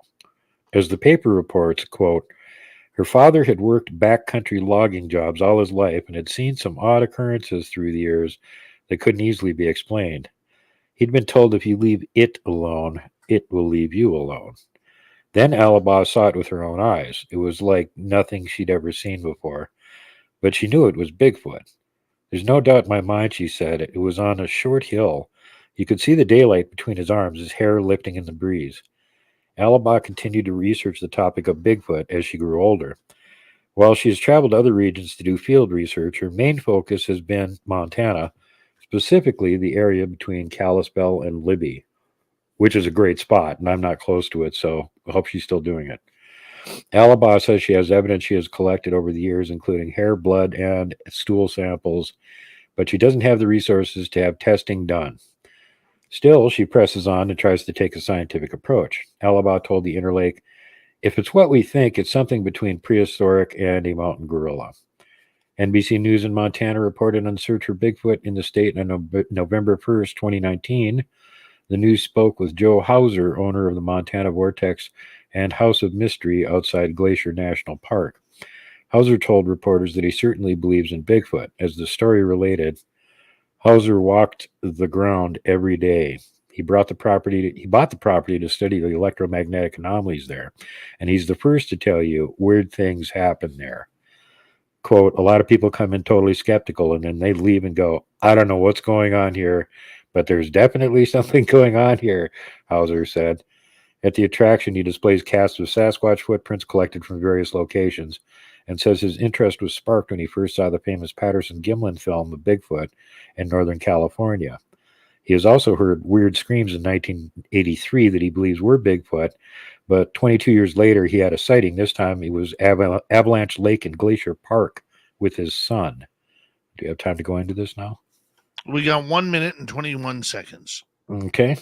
He looked across, he was with his son, and he recalls the incident. He looks across the lake and goes, hey, Dad, there's two Bigfoot walking across the snowfield there. And sure enough, big strides, great big arm swings, arms down to their knees, and we had about a 5-minute sighting walking across the snowfield over there. Hauser told the news the creatures will knock on his house at night, and they leave signs around the property. He's seen the creatures as recently as the fall of 2018 on the trail to the Montana Vortex, and tourists have also reported seeing Bigfoot in his area. And I have not been up there to the Vortex, although I need to get up there, but I have talked to Joe quite a few times, and I have no reason to doubt him. I know other people that have been up there, and they believe him. Seems like a scary area. That place is really peculiar. They got one of those houses where it's like gravity is wrong and you can walk up the wall and all kinds of weird, and it's like not an optical illusion. It's really strange. There's one place where you can stand in the trail and it looks like you're cut in half. Your upper half is over here and your lower half is over here. And there's nothing that can do that. But if you stand right there and take a picture, you get that effect from it. Right on. Right on. Duke, hold on right there, because we are going to go to a break here at the bottom of the hour, a final break of the night. Super Duke from World Bigfoot Radio continues with the Cryptid Report. When we return on Spaced Out Radio, more classic stories, encounters, people just like you. Stick around. The final half hour, Spaced Out Radio is next.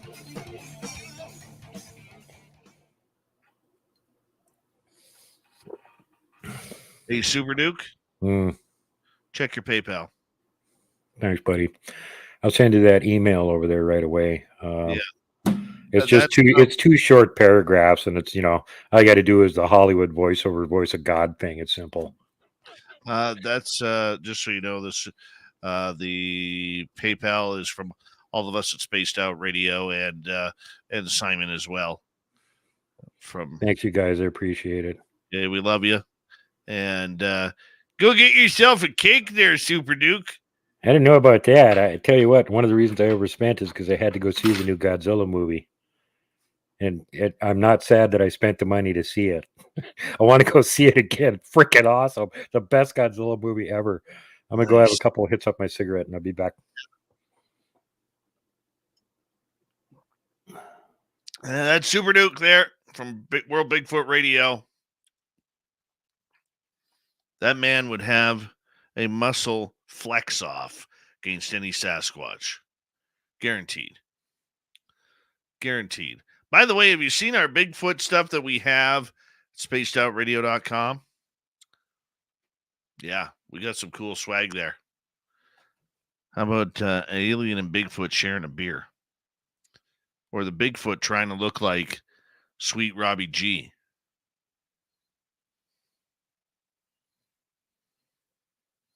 Yeah. We got lots of stuff there.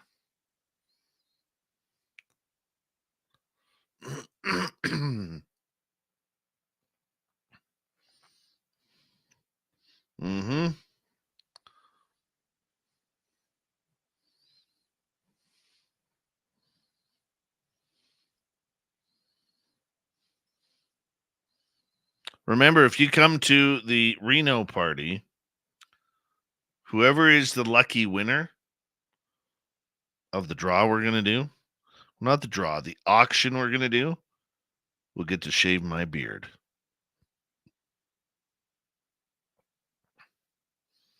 I send it PayPal. I don't know what his Cash App is, Jenny.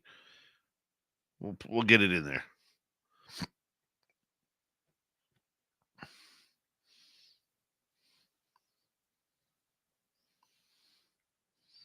We will get it in there.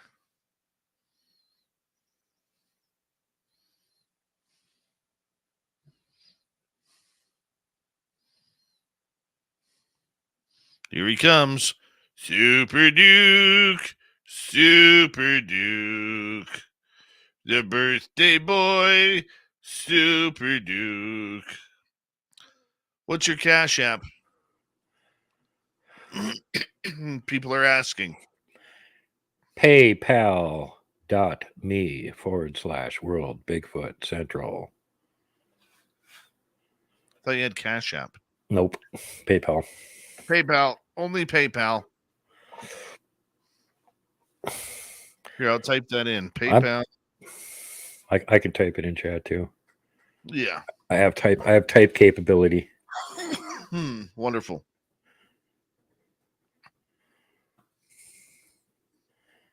Good spell.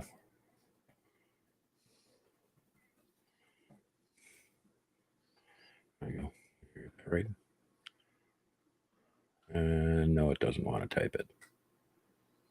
Here, what is it? PayPal. PayPal.me/World Bigfoot Central. All one word. There you go. Ta-da. That is correct, sir. I'm amazed at how warm it still is. It's 31 degrees here right now. It was 37 today. All our freaking snow melted. Not that we had a lot, but we did have some on the ground. Now we're back to none again. We had a wind chill factor today. Ew. Yeah, I hate them. I'm still waiting for the other shoe to drop. We haven't really had any cold weather this year. It's gotten like barely cold enough to snow a couple of times, and that's it. I know. Not that I'm complaining. Not by any means. We can have a brown winter. I don't care. Makes the heating bill a lot less.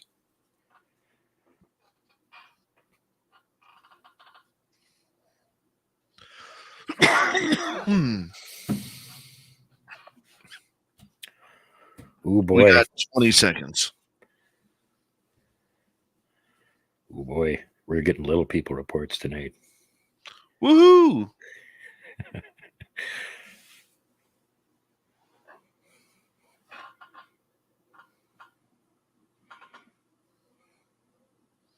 All right, here we go.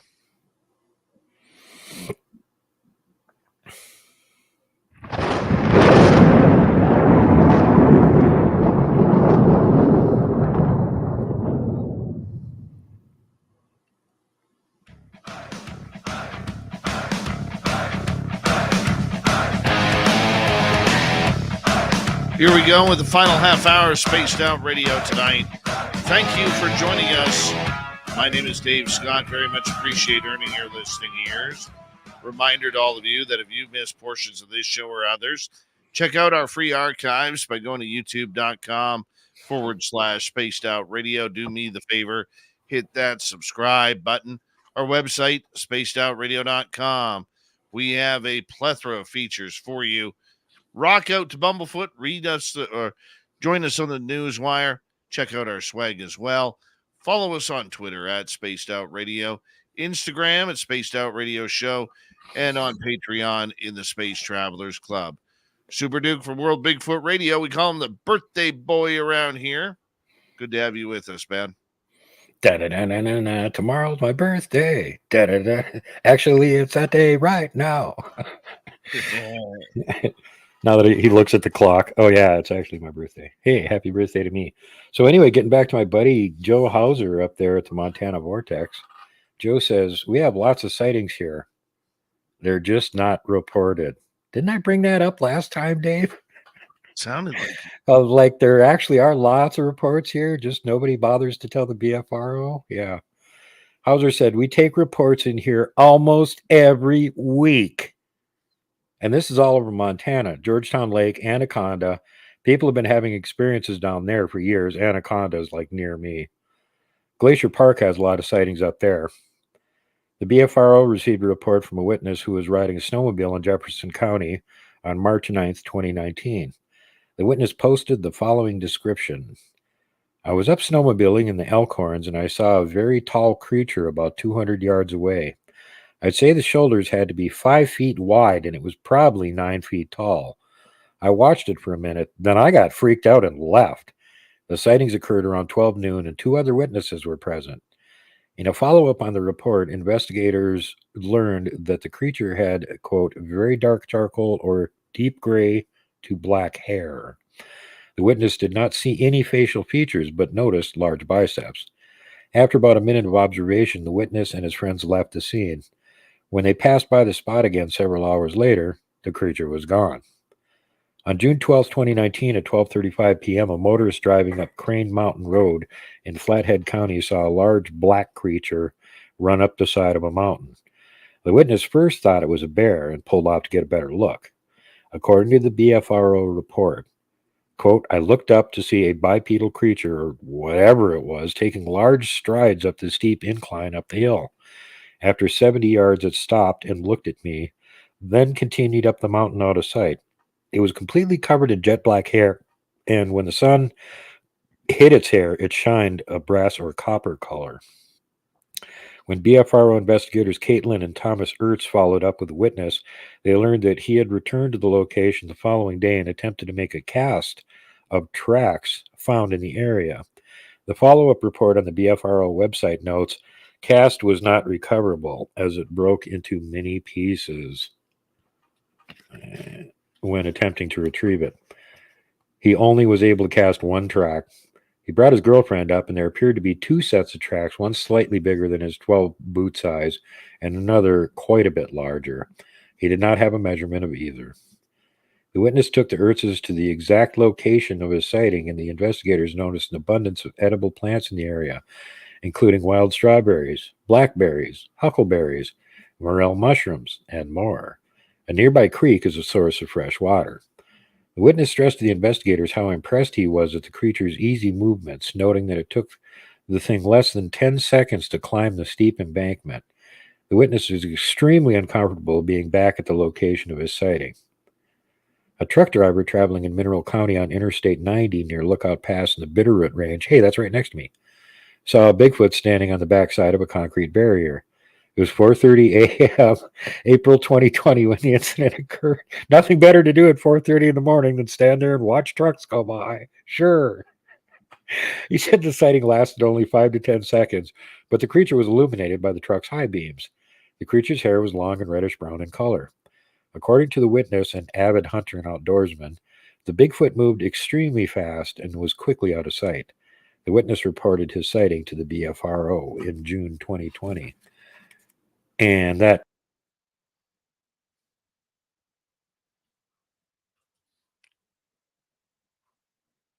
Duke, you seem to have lost your microphone. Maybe you hit mute there.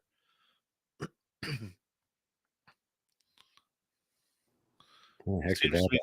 I don't know how that happened, but you hit mute. There we Sorry. go.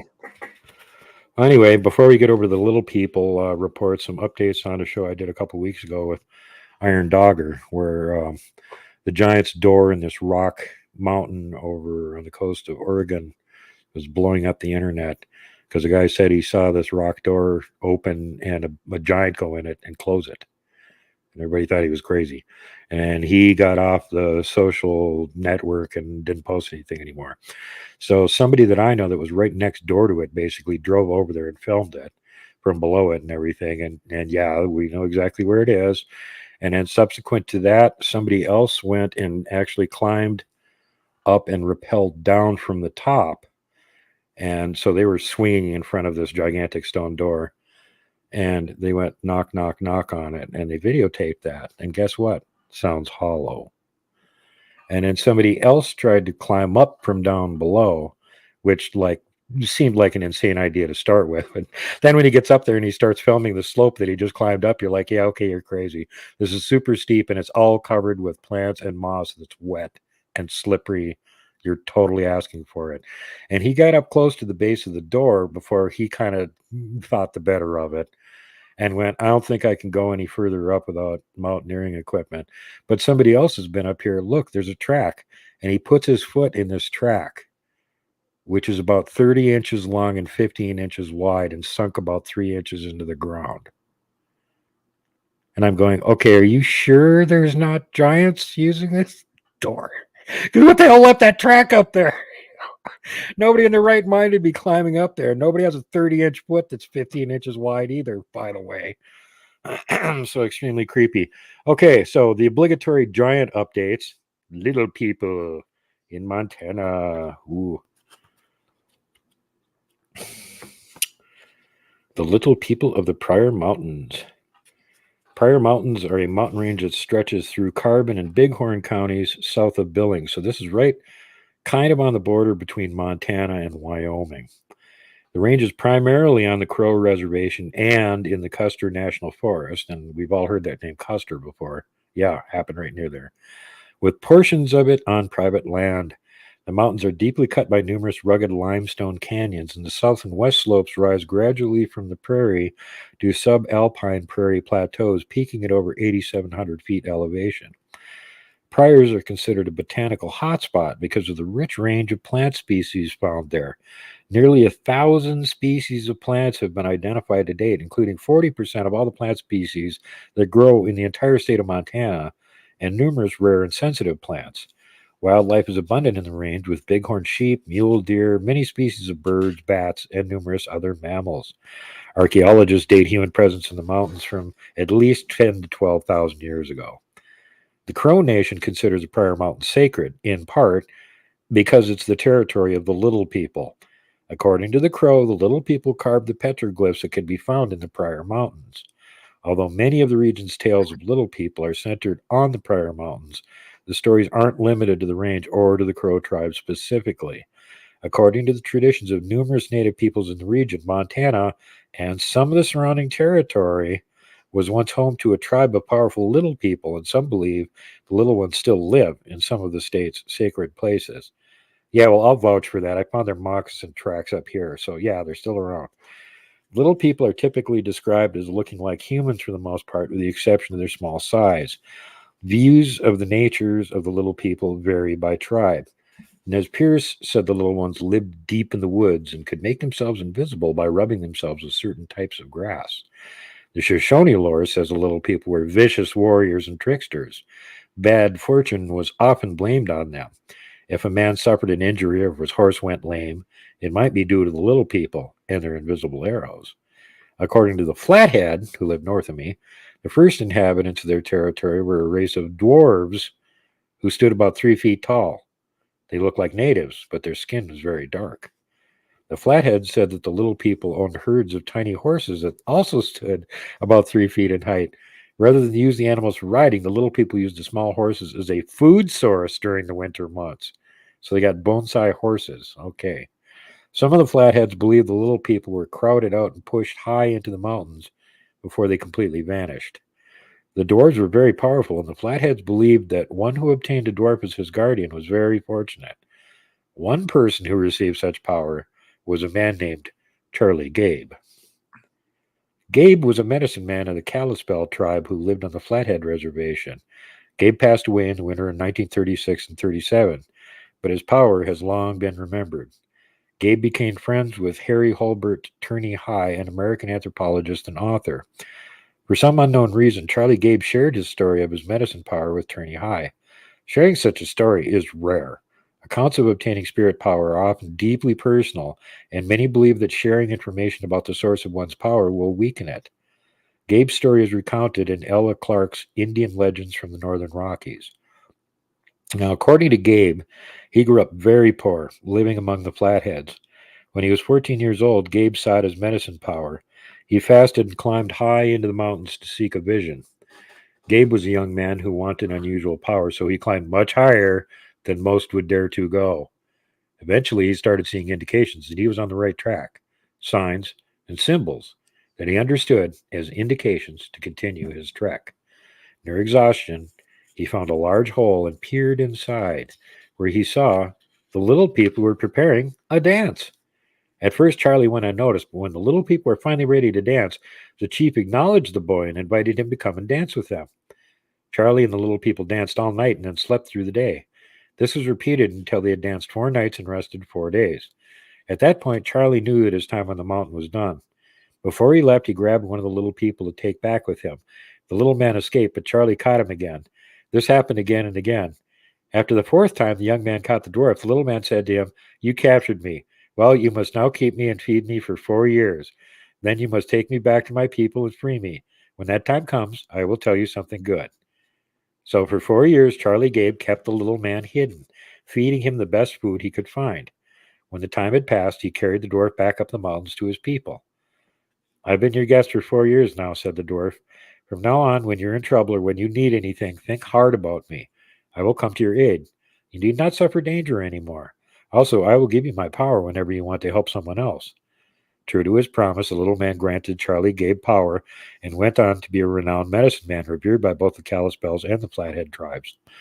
Clark's book mentions several tales of the little people.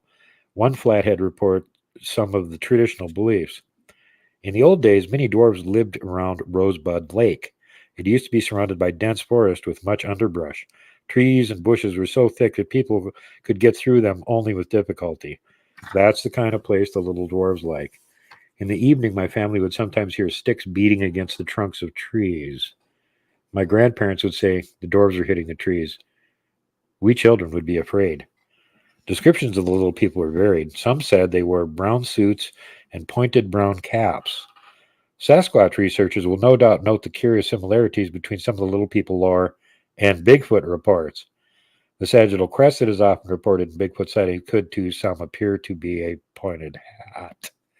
Additionally, stories of the little people beating sticks against tree trunks harkens to the reports of Bigfoot wood knocks, believed to be produced by the creatures striking trees with large pieces of wood. According to native lore, the little people were able to move up and down trees quickly, and they moved head first with their feet on the underside of the branches. Despite the odd movement, their caps always remained on their heads. Stories also reported that the dwarves would cry out at the night, a long, continuous wailing sound. Again, this harkens to Bigfoot accounts and some of the vocalizations the creatures make. There are, of course, variations in the description of the region's little people. Some sources say the dwarves were small humans who dressed in all red. Another type of dwarf in the region were said to be the size of small boys. They lived in cliffs and rocky areas of the mountains, dressed in skins, and carried small bows and arrows. They were said to shout at hunters and to lead them astray. The Shoshone called the little people the Narumbi and said they often struck at night, killing horses by ripping out their hearts and stealing children from camps. During their epic journey in 1804, Lewis and Clark spent some time with a band of Sioux on the Vermilion River in what is now modern-day South Dakota. While visiting the tribe, the expedition heard tales of the little people who lived in the region. Lewis mentioned the creatures in his journal, knowing that he was told that they were little devils about 18 inches in height with large heads. And that is the description of the Nurumbi. Just a side note here, my current Bigfoot research partner, Johnny, who hasn't seen a Bigfoot yet, has seen the little people. And he said they dressed in just traditional clothes. He saw 3 of them walk across the road. And they're all about 18 inches to 2 feet tall, dressed in buckskins with braided hair. And he said he didn't know what he was thinking that he was going to see, like they were going to be wearing modern clothes or something, but no, they're old-fashioned buckskins with braided hair. So, according to the Sioux, the little people are constantly alert to any intrusions on their territory. They are capable of firing long arrows with very sharp heads at a great distance. One traditional tale told of a band of 350 warriors who went too close to one of the little people's mounts late one night. The band of warriors were almost completely wiped out, and those that did survive were crippled for life. And there was 11 of them that survived it and walked away. The rest of them were all killed, and all their horses were killed. That's according to the Crow and the Sioux. The Crow tribe has long had a special relationship with the little people. According to the tribe's lore, the ferocious dwarves could be dangerous, but could also impart spiritual wisdom and medicine power upon those who were favored. The little people were also seen as protectors. In the days of intertribal warfare, the little people would ambush war parties of Crow enemies. The traditional Crow description of the little people differs from other tribes in the region. According to Crow, the dwarves are about 18 inches tall with large, nearly round bellies. They're said to be incredibly strong, but their arms and legs are short. The little people are said to be fierce warriors who feed mainly on meat. Their mouths are full of many sharp canine-like teeth. The Crow said that the little people made arrowheads out of stone. This has always been a curious bit of information because the Crow themselves made their arrowheads out of bone. And that description matches exactly what Johnny saw, and it also matches Pedro, the mummy from the San Pedro Mountains that we'll get to here later on. The Crow story of Lost Boy mentions a dwarf killing a full-grown elk and carrying it off simply by tossing the animal's head over his shoulder. The story of Lost Boy, also called Burnt Face, is an interesting tale since it indicates the power of the little people to bestow blessings. It begins when a young Crow boy falls into a bonfire, which results in his face being horribly scarred. As a result, he's given the name Burnt Face. Burnt Face stays behind when his people follow the buffalo north. He builds a Sundance Lodge, and during the ritual, little people appear. They heal the young man's scarred face and tell him where to find his people. They also bless him with healing powers. The most significant story involving the Crow's interaction with the little people comes from one of the tribe's most famous leader, Plenty Coup. Oh, I love this story. When the future chief was only 9 years old, he learned that his older brother had been killed by Lakota warriors. And, of course, that's the Sioux. Mourning the loss of his brother, the young boy determined that he would need to go on a quest and find a way to avenge his sibling's death. He took a sweat bath and began to fast. Slipping away from the village, he climbed into the nearby hills where he fasted for 2 more days and 2 more nights. Despite his ritual, he had no vision, so he returned to his people and fell asleep in his father's lodge. However, on the 4th night, the boy heard a voice in his sleep telling him that he did not go to the right mountain. As the village prepared to move to the Little Rockies, Plenty Coup prepared himself for a different journey. He climbed near the south side of 2 buttes and prepared his ceremony, burning a root known as Ise and rubbing his body with sweet sage. Under the hot sun, the boy walked to the top of the mountain, asking for spiritual help. Still receiving no answer and weak from fasting and the heat of the sun, the boy finally lay down. When he woke, the stars were out, and he heard his name called from behind him. The voice told Plenty Coup that they wanted him, and the boy understood the spirits wanted to see him. He felt rather than saw the guide that had been sent, and he stood and walked east until he came to a lodge. Entering the lodge, Plenty Coup discovered a circle of old warriors sitting together, counting coup. The lodge was full of powerful warriors and the very forces of nature. They wondered why Plenty Coup had been brought to the lodge, and they expressed the boy did not belong there. Others, however, made room for the young boy to join them. When he sat down, he realized who had welcomed him to sit with them. He recounted in the book Plenty Coup, Chief of the Crow. I looked into his eyes. He was a dwarf person, chief of the little people who lived in Medicine Rock, which you can almost see from here, and who made the stone arrow points. I now saw that all on my side were the same as he, that all were dwarves, not tall as my knee. The dwarf chief demanded that the young boy count coup, and counting coup in this context is the recall of acts of bravery performed by the subject. But the young crow were well aware that he had not done any great deeds to recall. The dwarf demanded again that the boy place a feather down, and when the young man did so, the dwarf recanted a great deed, one that Plenty-Coup would perform in the future. This was repeated with a second deed, at which point those in the lodge agreed that no one could do better than the reported deeds. Plenty-Coup recalled the words of the dwarf chief. Quote, "He will be a chief. I can give him nothing. He already possesses the power to become great if he will use it. Let him cultivate his senses. Let him use the powers which Abat-Dat-Ada has given him, and he will go far. The difference between men grows out of the use or non-use of what was given to them in the first place. Plenty-Coup, we the dwarfs, the little people, have adopted you and will be your helpers throughout your life on this world. We have no medicine bundle for you. They are cumbersome things at best and are often in a warrior's way. Instead, we offer you advice, so listen. In you, as in all men, are natural powers. You have a will. Learn to use it. Make it work for you. Sharpen your senses as you sharpen your knife. Remember, the wolf smells better than you do because he has learned to depend on his nose. It tells him every secret the wind carry because he uses it all the time, and it makes it work for him." Thank you, Super Duke, for another great cryptid report, and happy birthday to you, my friend. Thanks, buddy. We got Mr. Ron Bumblefoot Thal rocking in the background with Little Brother is Watching.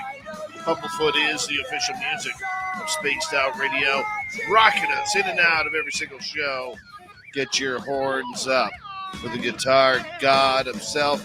Special thanks to everybody listening in at work, at home, in your cars, wherever you may be. Thank you to everyone in our chat rooms, YouTube, Twitch, LGAP, Facebook, Spreaker, LinkedIn, the Space Travelers Club, and on Twitter, hashtag Spaced Out Radio.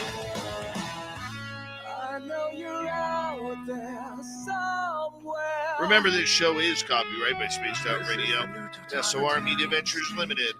Thank you so much for choosing to share your evening with us, because together, my friends, we're watching. We own the night. Mr. Bumblefoot, we need a favor. We need you to take us home.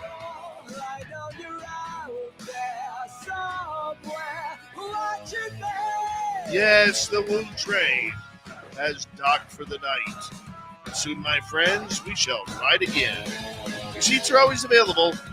Your tickets never expire. And if you want to bring a friend, we've got room for them too. Good night.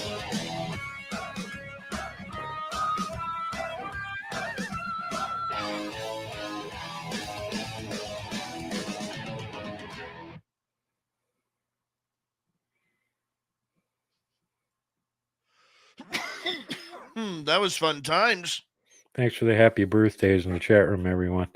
Sorry I couldn't get to the rest of the story about Plenty-Coup, and it's the best part of it is when he gets to be an older guy and he's already famous and he's one of the leaders of his tribe, and he's on this battlefield, and him and this other tribe, these two tribes are just having this massive battle. I mean, a lot of people there, and he gets surrounded by the other tribe, and they are going to kill his ass, no doubt about it.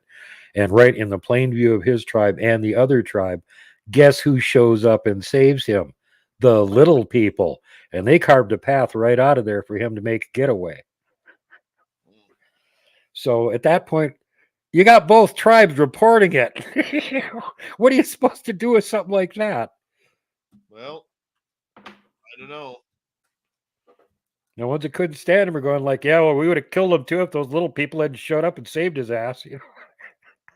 So what motivation do they have to make up a story like that? And the guys who are on his side is like, hey, we told you he was friends with the little people. They saved them.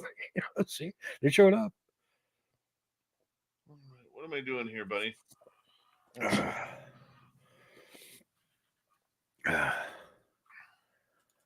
That's awesome, Super D. Man, speaking of awesome, everybody seems to be enjoying having the Cryptid report on my channel now. Getting a lot of positive comments out of it, so I appreciate you letting me repost them over there. It's something a little bit different from my channel also. than what I usually do. Are they calling you Super Duke? Yeah, you got that started. It's like all over the damn place now. Good. What we need.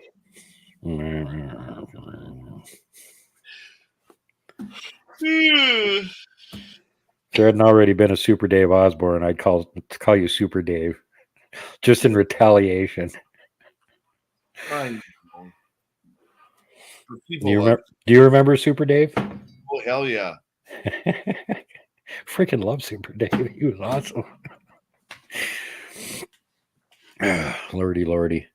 Well, let me go here. You guys, love you. I'll see you over on my channel on Sunday, I guess, or tomorrow if I get this documentary put together fast enough. Dave, I'll send you that email. Like I said, it's 2 short paragraphs. It would take you 5 minutes to record it. When do you need them, Duke? Well, I needed it tonight, but it didn't get here, so ASAP.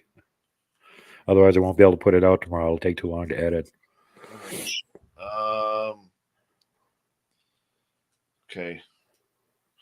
They can't record it tonight, and I don't know when you're going to get a chance, but, you know. I'm not get a chance until tomorrow afternoon. Yeah. Well, at least I could have it out by Sunday then. Otherwise, it's, I don't know when this other guy's going to get anything done. He's having issues.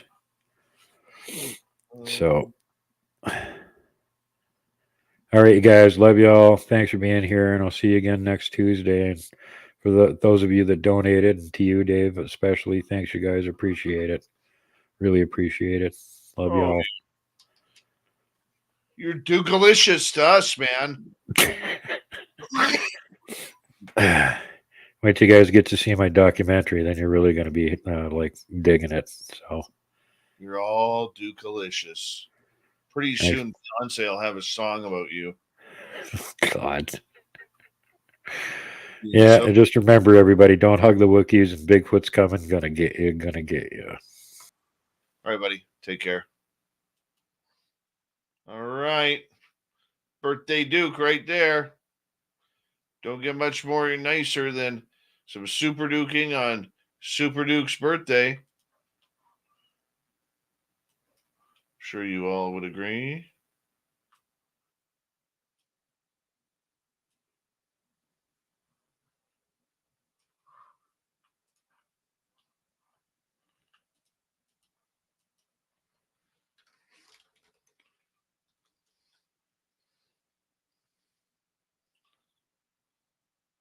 Jennifer Patterson, how are you?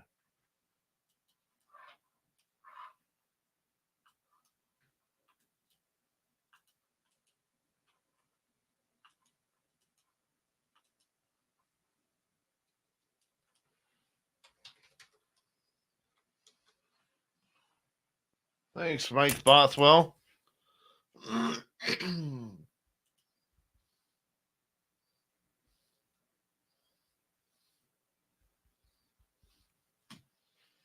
Appreciate that, buddy.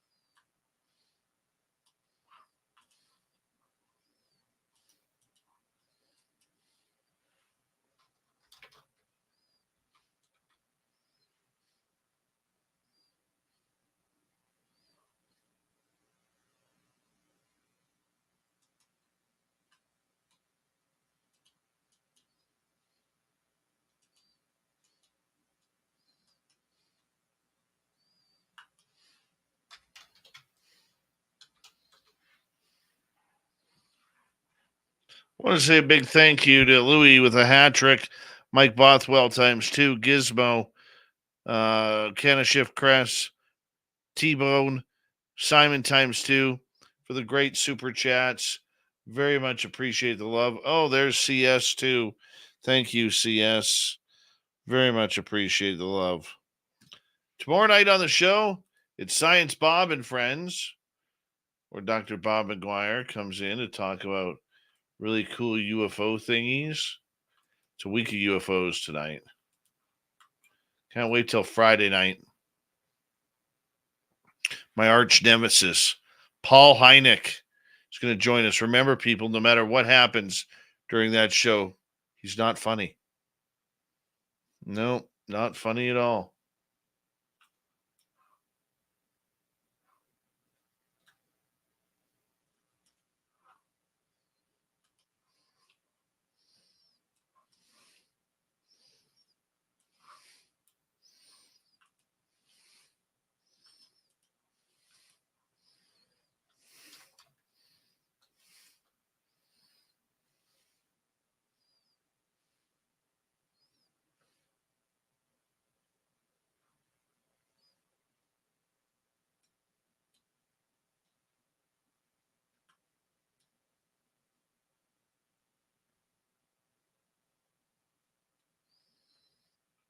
Thank you, Operation Shutdown.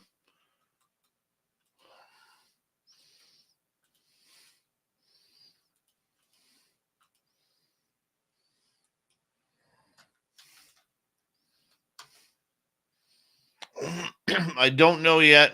I know he is efforting, Wiruna.